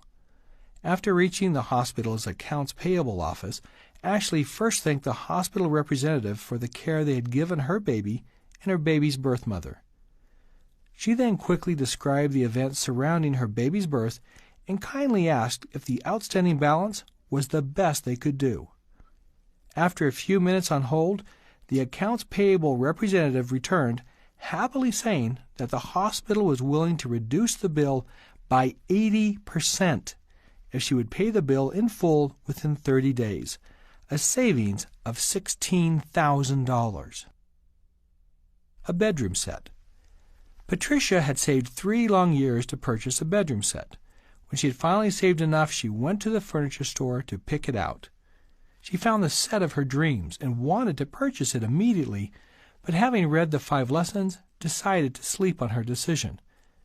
As soon as she got home, she realized that she hadn't used the 7 golden words. She called the salesperson and asked him if the $6,000 price tag was the best he could do. "No," he replied, "I can give you 30% off." It had worked so well, she tried it again and asked if that was the best he could do. "Well," he said, "let's make it an even $2,000 off, and I'll pay the sales tax and delivery." Using the 7 golden words, Patricia saved more in 5 minutes than she had in a whole year. Ruby slippers. Lisa was a little hesitant about using the 7 golden words, but eventually decided to give them a try. What did I have to lose, she reasoned. She found her opportunity a few days later when her friend introduced her to a new shoe store. Lisa had already selected several pairs when she came upon some expensive red patent leather pumps. In spite of the price, she added them to her purchases. Lisa had noticed that one of the other customers in the store had used a $10 off coupon. Lisa said to the sales clerk, "I don't have a coupon, but can I still get the discount?" "Sure," the woman said. Lisa thanked the woman. After the sales clerk had rung up Lisa's shoes, Lisa looked at the price and said, "Is that the best you can do on this price?" The lady looked at her for a moment, then reached into a drawer and pulled out a special coupon and scanned it. The price changed. "There you are. That's an additional $80 off your purchase," she said. Lisa was almost speechless, but managed to thank the woman again. When Lisa got home, she captured her savings by putting the $80 she had saved in her nest egg. As consumers, we leave a lot more money on the table than we realize. A woman at one of my seminars was a day manager at a national chain clothing store.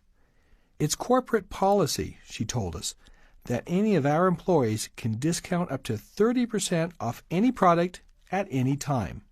All a customer needs to do is ask." "How long have you worked for that store?" I asked. "About 5 years." "In all that time, how many customers have asked for a discount?" She thought about it for a moment, then replied, "Maybe 3. The 7 golden words are one of my favorite tricks in this book. I hear more success stories from this technique than any other. I personally have saved more than $100,000 using these words. The 7 golden words don't require haggling. In fact, the more softly and kindly you use them, the better they work. That's because this approach isn't confrontational, it's cooperative. A few years back, a man came up to me after one of my seminars. "Those golden words of yours don't work," he said bluntly. "Really?" I asked. "You've tried them?" "Well, not exactly. I got my own method." "Tell me about it," I said. "I look them in the eye and say, 'It ain't worth that.' And in 40 years, it's never worked." I said. "Think of it this way. If I'm at a book signing and you come up to me, pick up my book, look at the price, and say, 'It ain't worth that,' you've just offended me. In fact, I don't want you to have my book. However, imagine the opposite approach. You say, 'This book of yours is worth twice this amount. Unfortunately, I can't even afford this price. Do you think that's the best the store can do? What do you think I'm going to do? If I don't buy it for you myself, I'm definitely going to talk to a store manager to see if such a wise, kind man can get a much-deserved discount." He nodded but didn't get it. "To each his own," he said. The 7 golden words are engaging. They are inviting people to be magnanimous and feel good about themselves. What I love most about the 7 golden words is that they are especially empowering for single mothers. Single mothers are constantly struggling with the balance of working more to provide for their family's needs or spending more time with their children. These women are heroes of mine. If a young single mother learns this one powerful technique, saves $100 a month using it, and puts it away in her nest egg, she'll retire with a fortune. Sure, retirement may seem a lifetime away, but wouldn't a $25,000 or $100,000 cushion in the bank change the way she views life? Just one thing. In junior high school, I had a wrestling coach who said, "Evans, I don't care how many moves you know. I just want you to be better at one of them than anyone else in the state." He told me a story about a wrestler who had practiced a takedown move every day until no one could stop him. He would take down his opponent, then just let him go and take him down again. He won first place in state every year. Why am I telling you the story? If you can perfect just this one move, just 7 simple words, then remember to capture your savings, you'll see remarkable success. Less is more. As long as we're asking the question, is this expenditure really necessary? Something should be said about consumption. Americans overconsume at record and embarrassing levels. The quest to have more can be seen in our homes as well as our waistlines. In 1950, the average home was 1,100 square feet. In 1970, it had increased to 1,400 square feet, and by the year 2004, the average home was precisely 2,348 square feet, despite the fact that families have gotten smaller. As a nation, we are spending more and enjoying it less. Strangely, more people surveyed in the 50s described themselves as rich than do today. Curtailing the pattern of overconsumption is an important step, not just in saving, but in freeing ourselves from our possessions. Psychologically, in spite of all we've been told or sold, more is less and less is more. This is corroborated by a study that showed that 86% of Americans felt happier after having voluntarily cut back on consumption. Now on to the second and third question the successful wealth builder asks herself before she parts with her money. 2. Is this expenditure contributing to my wealth or taking from it? Of course, not all expenditures can be assets, but continually asking this question helps wealth builders redirect the use of their money. It's no coincidence that the wealthy put their money in their homes instead of their cars. Homes usually appreciate. Cars almost always depreciate. 3. Is this an impulse purchase or a planned purchase? Am I being pressured to make an expenditure I'm not certain about? Candy bars and magazines line the checkout stands like thugs, waiting to jump you as you pull out your wallet or purse. Late-night infomercials come at you when you're tired and your resistance is down. The impulse buy is the mainstay of the American retail establishment. The layout of the grocery store testifies to this, which is why the essentials, meat, eggs, and milk, are always at the back of the store, making you pass aisle after aisle of possible impulse purchases. And it works. Most grocery stores estimate that more than 50% of purchases are impulse purchases. You've heard the adage, never shop with an empty stomach? This wisdom should be applied whenever money is concerned. Never shop with an empty ego. Buy what you mean to buy. Whether it's for groceries or a new car, save time and money by shopping with a list. Going once, going twice. Early in our marriage, my wife and I made a commitment never to make any large purchases on impulse. If the salesperson said he needed an answer right now, then the answer was no. In nearly 25 years, we haven't once regretted walking away from a strong-arm sales pitch. Not once. In fact, whenever we found ourselves being pressured by an aggressive salesperson, one who was insisting that we had to buy now or let a once-in-a-lifetime opportunity pass, it was very empowering to be able to say no. The funny thing is that despite all the threats that the opportunity would pass, it never did. Not once that I can remember. But many times we passed. Often, after a good night's sleep, we decided that we really could live without an automatic sock stacker after all. Again, the 5 lessons are not about deprivation. They're about not wasting money. Buy whatever you want if you have the money. Just make sure that you really want it and will enjoy it for at least as long as you have to pay for it. Capture your savings. Everything you've just learned about saving is only half the process. Whenever you save money from using one of these techniques, it's important that you capture those savings by moving the money saved into your nest egg. For instance, a friend of mine was about to pay off a hospital bill and had already written out the check for around $1,500 when he decided to try the 7 golden words. The hospital apologetically told him that it could only discount the bill by 10%. He was delighted, of course.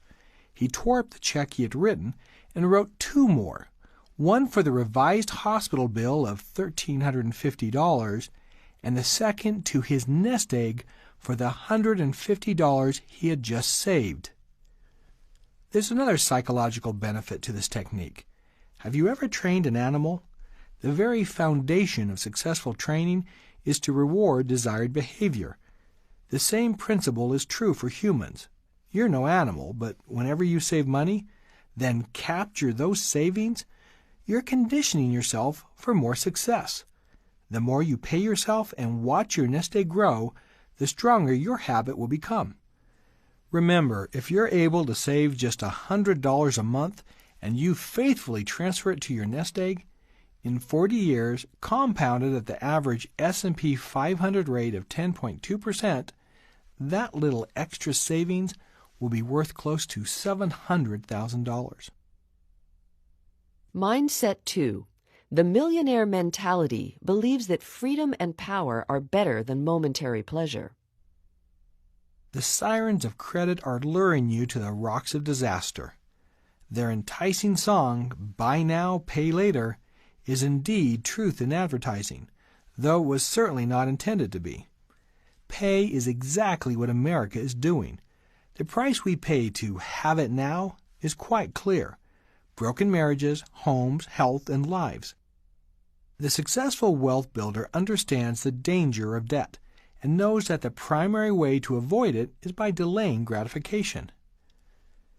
A decade ago, Time magazine reported that brain research suggests that emotions, not IQ, may be the true measure of human intelligence, and the ability to delay gratification is one of the key indicators of emotional intelligence. Interestingly, it is also an indicator of future success. The marshmallow experiment. A group of scientists created an experiment to test emotional intelligence. They told 4-year-old children that they could have one marshmallow now, or if they could wait while the researcher ran an errand, they could have 2. They then placed a marshmallow in front of each child and left the room. Some of the children waited for the second marshmallow, while others immediately devoured the one in front of them. The follow-up research was most fascinating. Those children who could delay gratification generally grew up to be better adjusted, more popular, adventurous, confident, and dependable.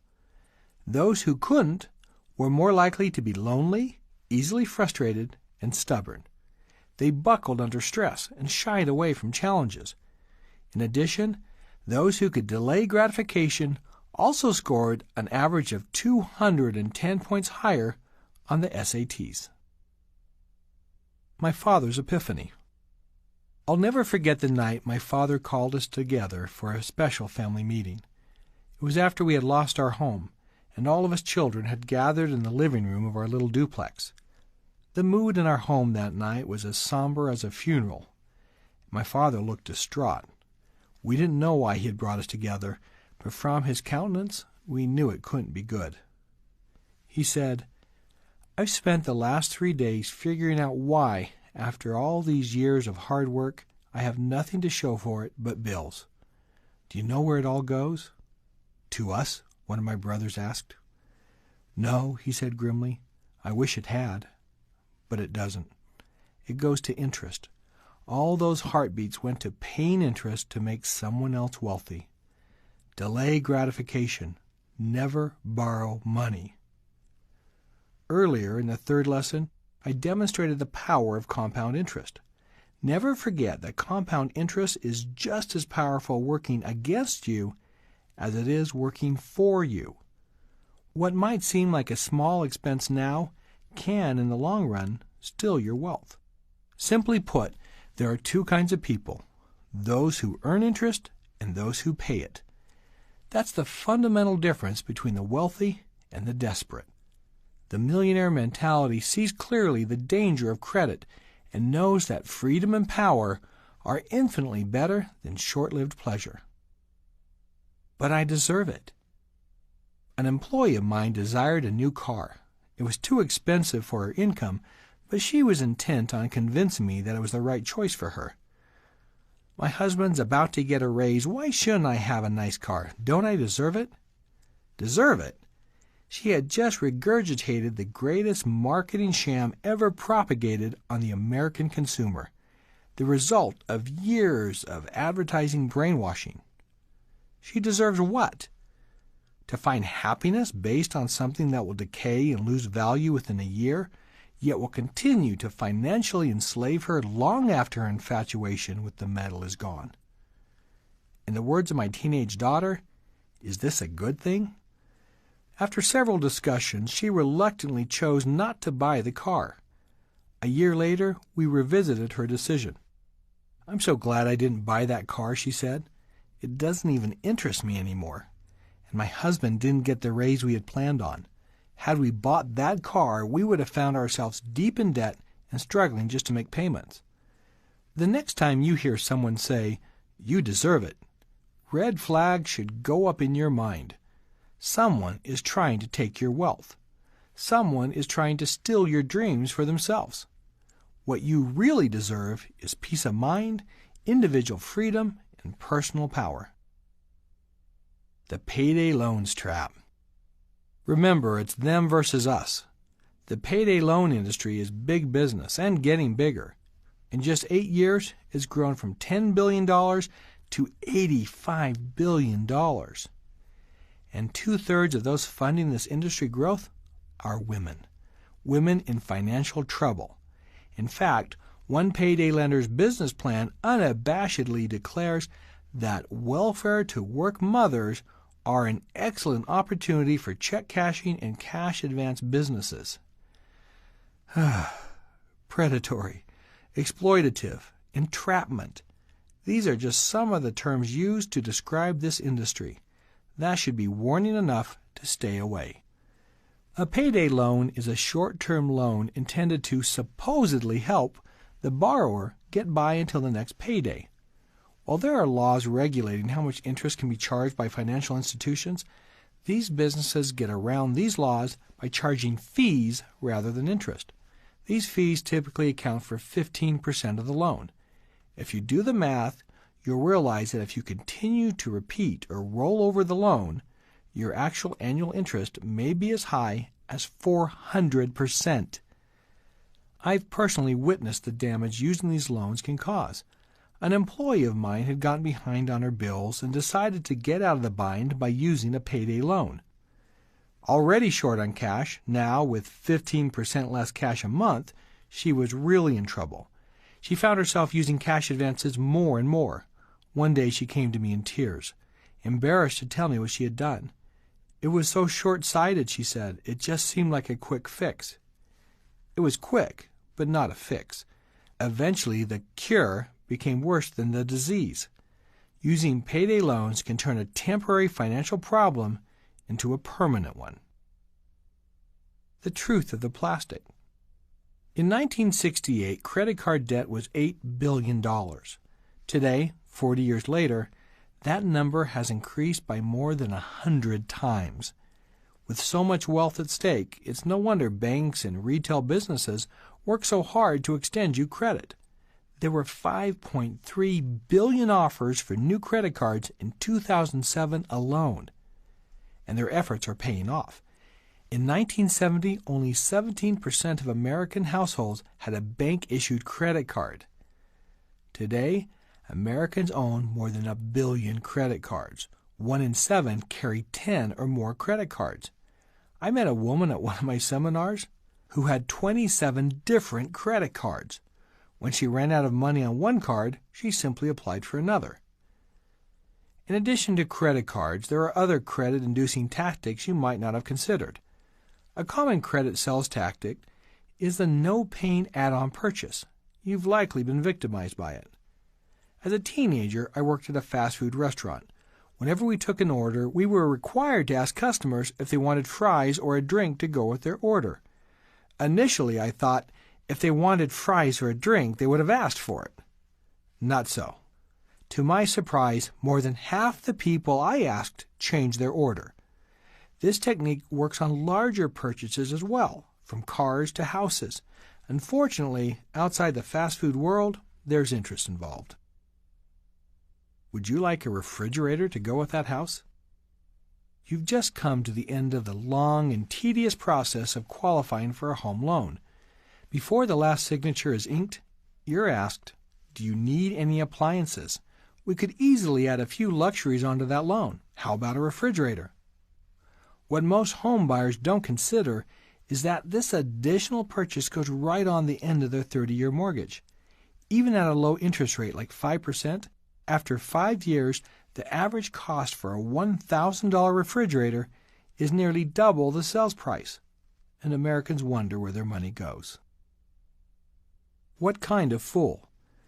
The poor and the uneducated are particularly susceptible to interest schemes. That's one of the reasons they stay poor. Back when I worked at an advertising agency, we had a client who rented out electronic appliances. You've seen similar television commercials. Come to Sham's Rent to Own, where you can have it today. As I was listing the weekly price of a VCR for a television commercial, Something didn't look right. I called the store manager. "This price couldn't be right," I said. "It says $19.99 a week for this VCR." "No, that's right." $20 a week for how long? A year? I almost choked. "You're kidding me. That adds up to more than $1,000 for this VCR. It couldn't have cost you more than $100. Actually, we got it for $60. "What kind of fool pays more than $1,000 for a $60 VCR?" I asked. "People who can't wait." Successful nest eggers are emotionally intelligent. They can wait, even when it's not the easiest course of action. Because of my belief in the 5 lessons, my wife and I decided before we were married that we would never go into debt. We found the engagement ring and the diamond we wanted, but I didn't have enough money to pay for it. Believe me, I was sorely tempted to break my rule and go into debt. I had other pressures besides the jeweler. To start, a beautiful fiancée whom I wanted to impress, not to mention a future father-in-law who was certain that I was going to keep his daughter barefoot and pregnant. But with my fiancé's support, we held fast to the rule. We put down money to hold the diamond, then had a cubic zirconium set into the ring. No one knew the difference except us. A few months later, I paid off the diamond and we swapped the stones. For the successful nest egger, freedom and power are infinitely better than momentary satisfaction. Mindset 3. The millionaire mentality does not equate spending with happiness. A friend of mine had an especially hard morning at work and found herself running to the store at her lunch hour. "I bought a $500 dress that I didn't even want," she said. "It just somehow made me feel better." Like my friend, too many women have adopted shopping as catharsis. "Shopping is therapy," says a television commercial. "Money can buy happiness, just don't pay retail." Equating spending with happiness is the first step to financial self-destruction.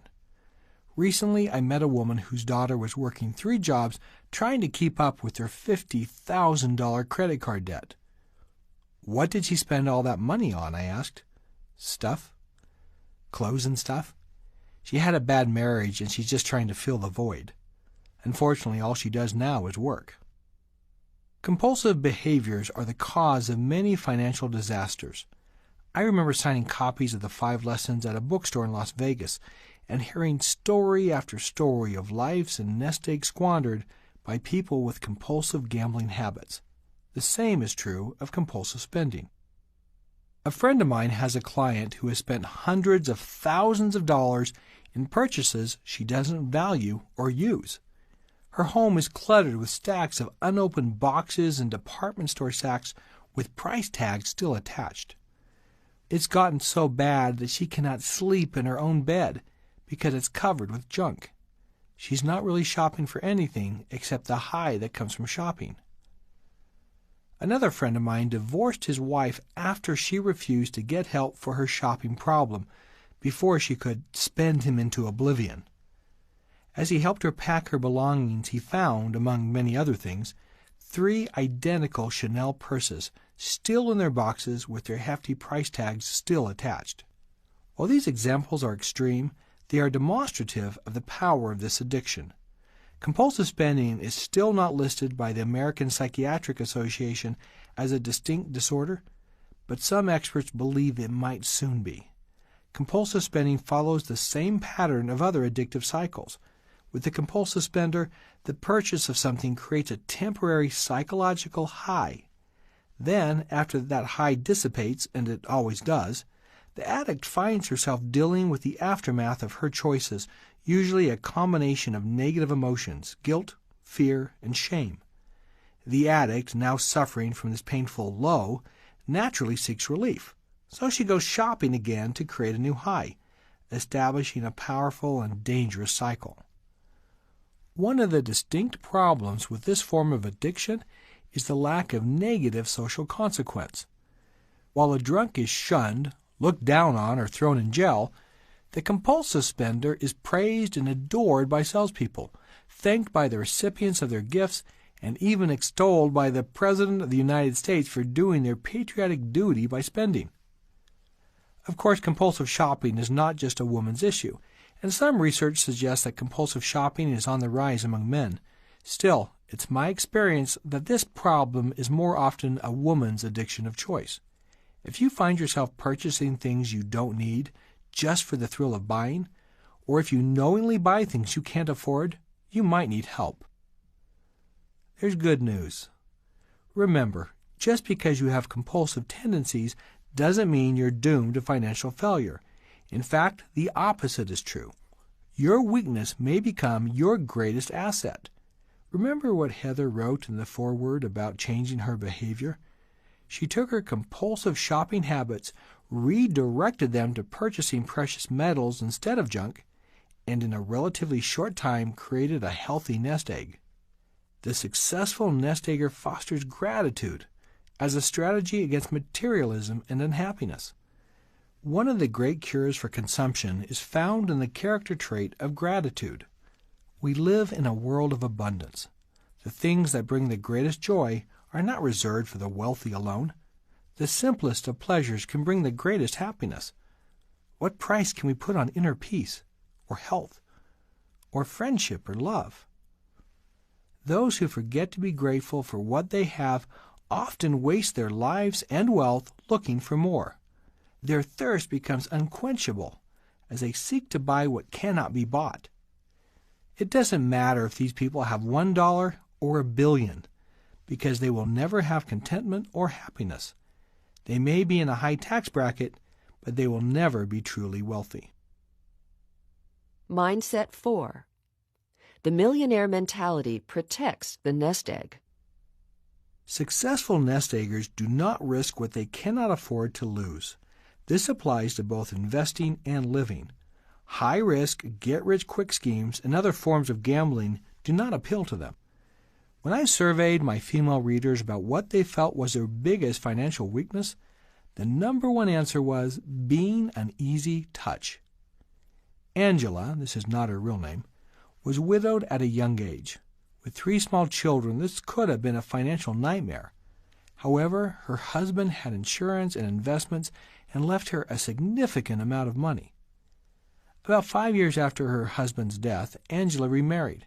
She was happy for companionship and madly in love. Her new husband, a real estate developer, convinced her not only to invest all her money in his business, but to mortgage her house, which was paid off as well. Less than 2 years into the marriage, not only had he lost all of her money, but she caught him cheating on her. They divorced, leaving Angela emotionally and financially broken and living in near poverty with her children. Most women and men want to be trusting. They want to believe in a happy ending and that the person they love will look out for their best interest.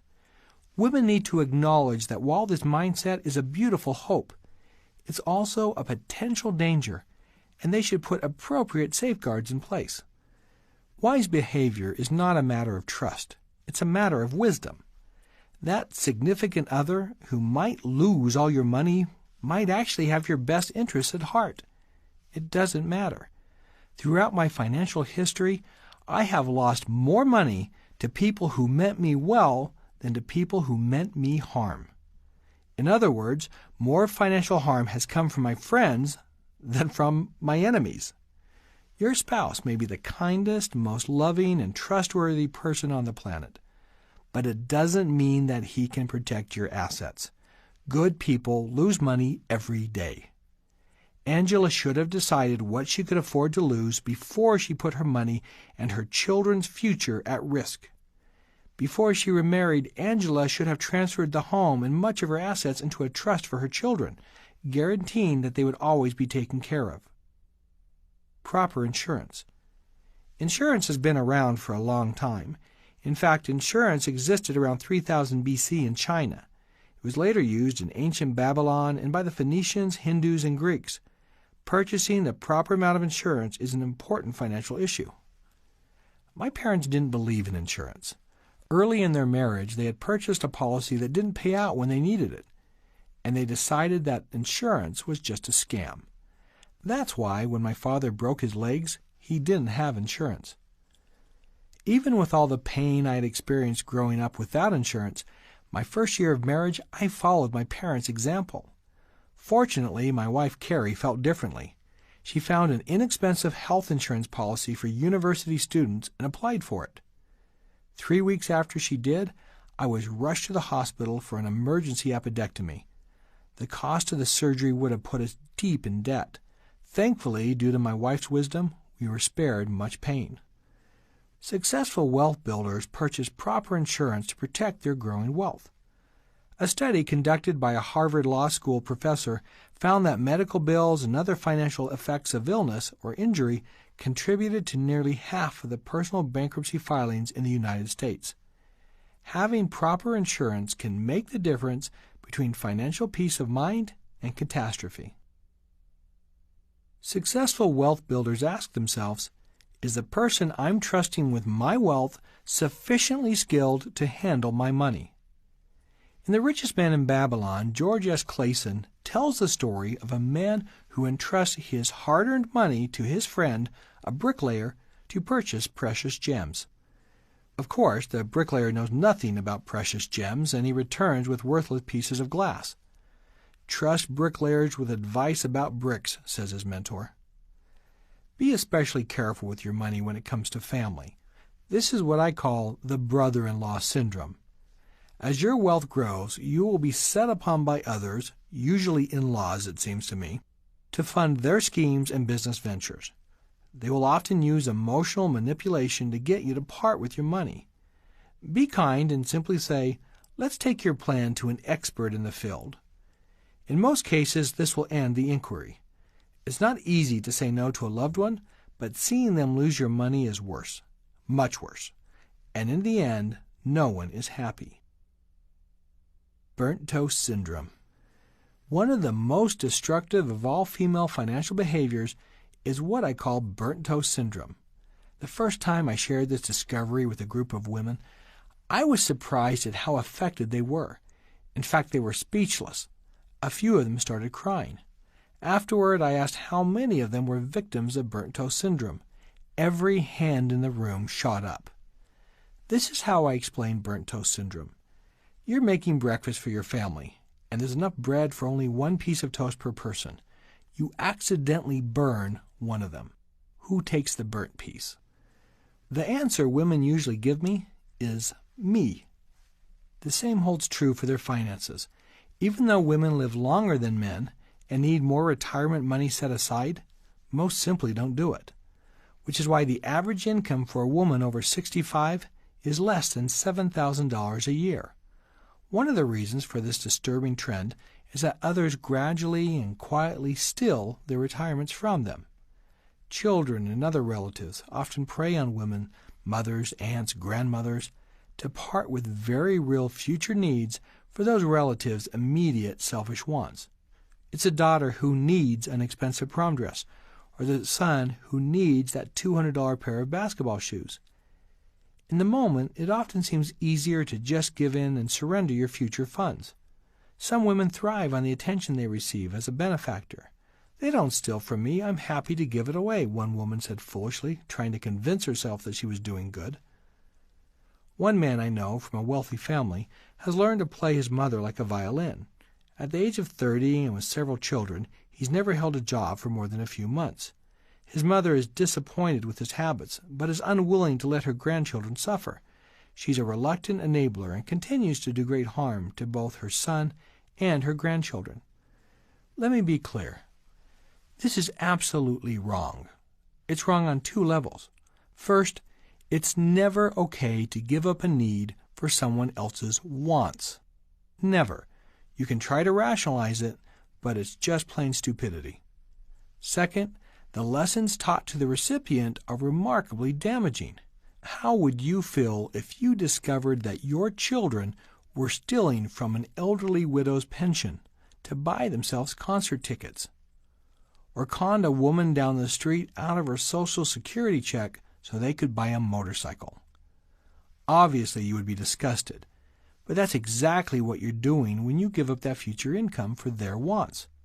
Those who practice this kind of giving are practicing a kind of financial suicide and raising children to be selfish and entitled. They are creating pathetic, weak people who, unable to stand on their own feet, will continue to prey on others their entire lives.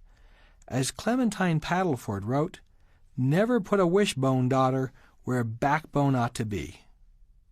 If you're not willing to do what's right because it's right for you, then do it because it's right for your children. In the end, whether you win in the margins through creating extra income or through savings, both will get you to where you want to be. But serious wealth accumulators employ both to help them reach their goals. Lesson 5. Give back. What I spent is gone, what I kept I lost, but what I gave away will be mine forever.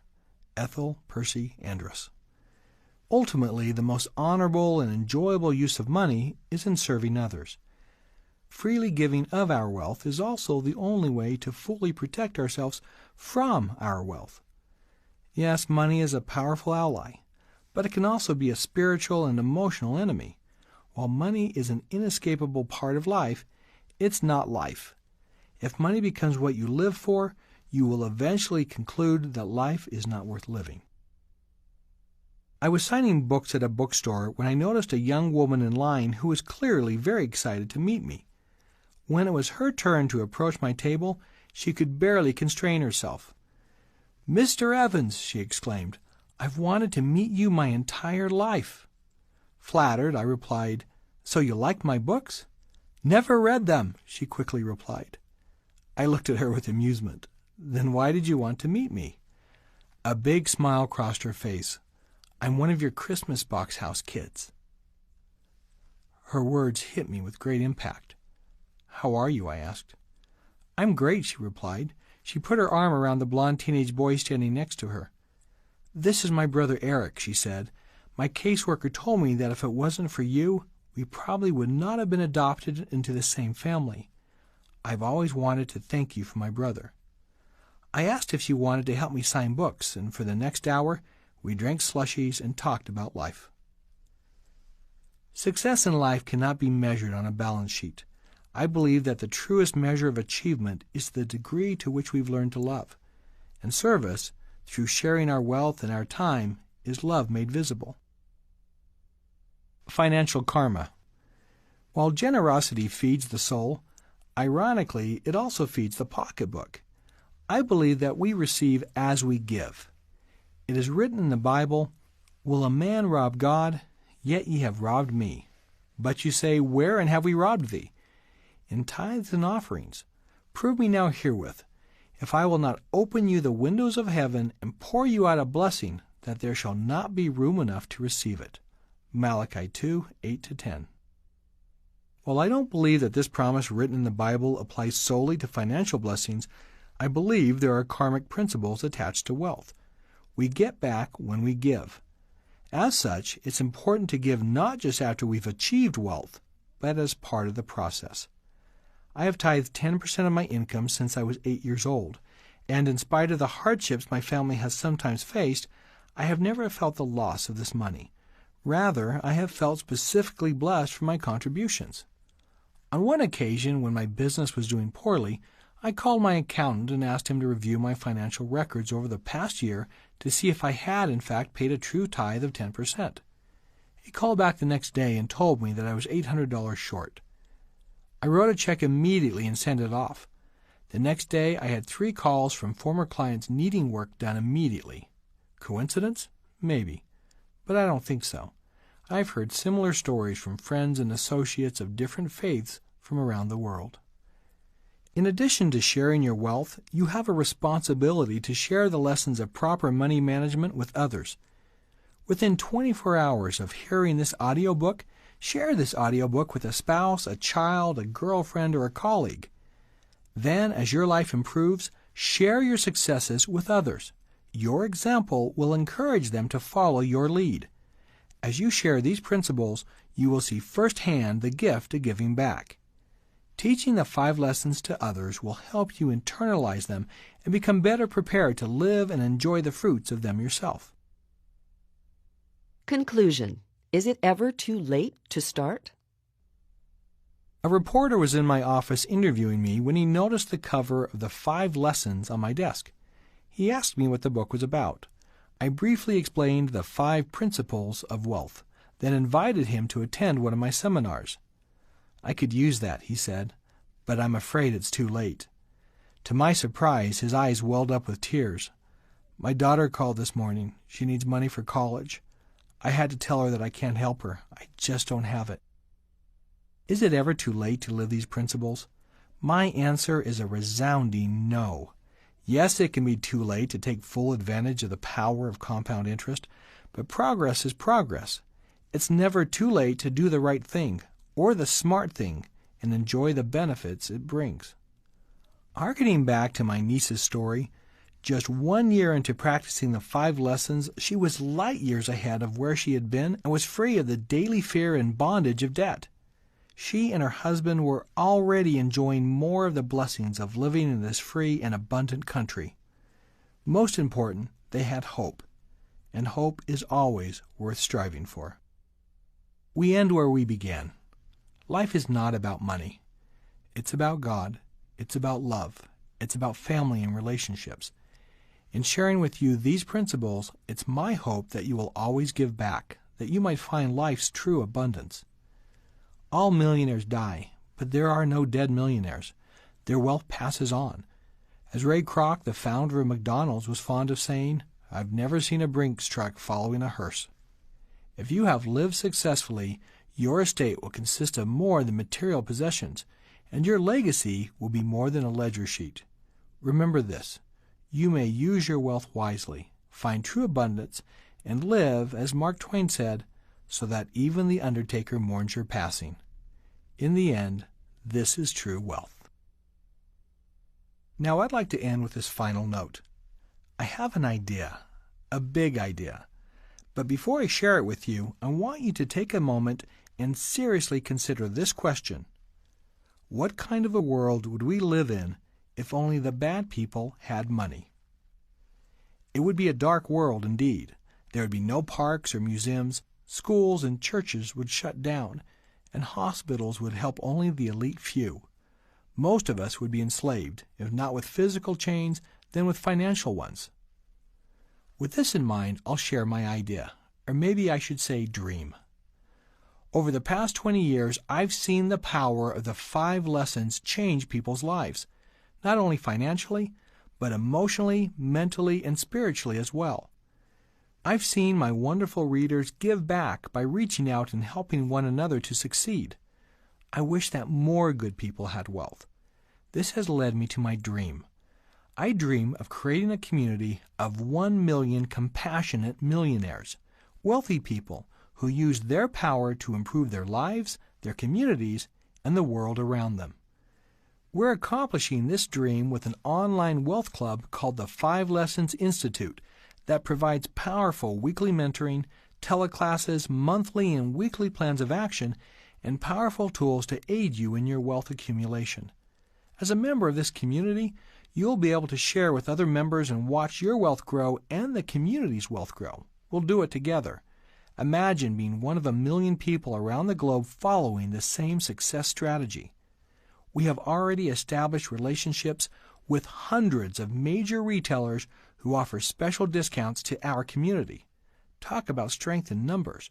While others are treading financial waters, we'll be swimming ahead to success. Obviously, it will be expensive to run this institute, but by spreading the cost out over the whole community, you'll receive thousands of dollars of benefits for very little. The price to join the 5 Lessons Wealth Club is very low, just $10 to join and $9.95 a month per family. And because we believe in giving back, part of that will go directly to charity. Incredible idea, isn't it? And timely. If the economy is the Titanic, this is a lifeboat. But this plan is helpful not only right now in a time of economic crisis, but also in times of prosperity when we can really build wealth. If this sounds great to you, you're not alone. Already thousands have joined us. If you're ready to join our community, then go to 5lessons.com and sign up online. And welcome to the revolution. Thank you for watching this video, my friends. I hope you really enjoyed it. Make sure you leave a comment below and please subscribe to this channel. I want to give you so much more. Thank you, and I'll see you next time.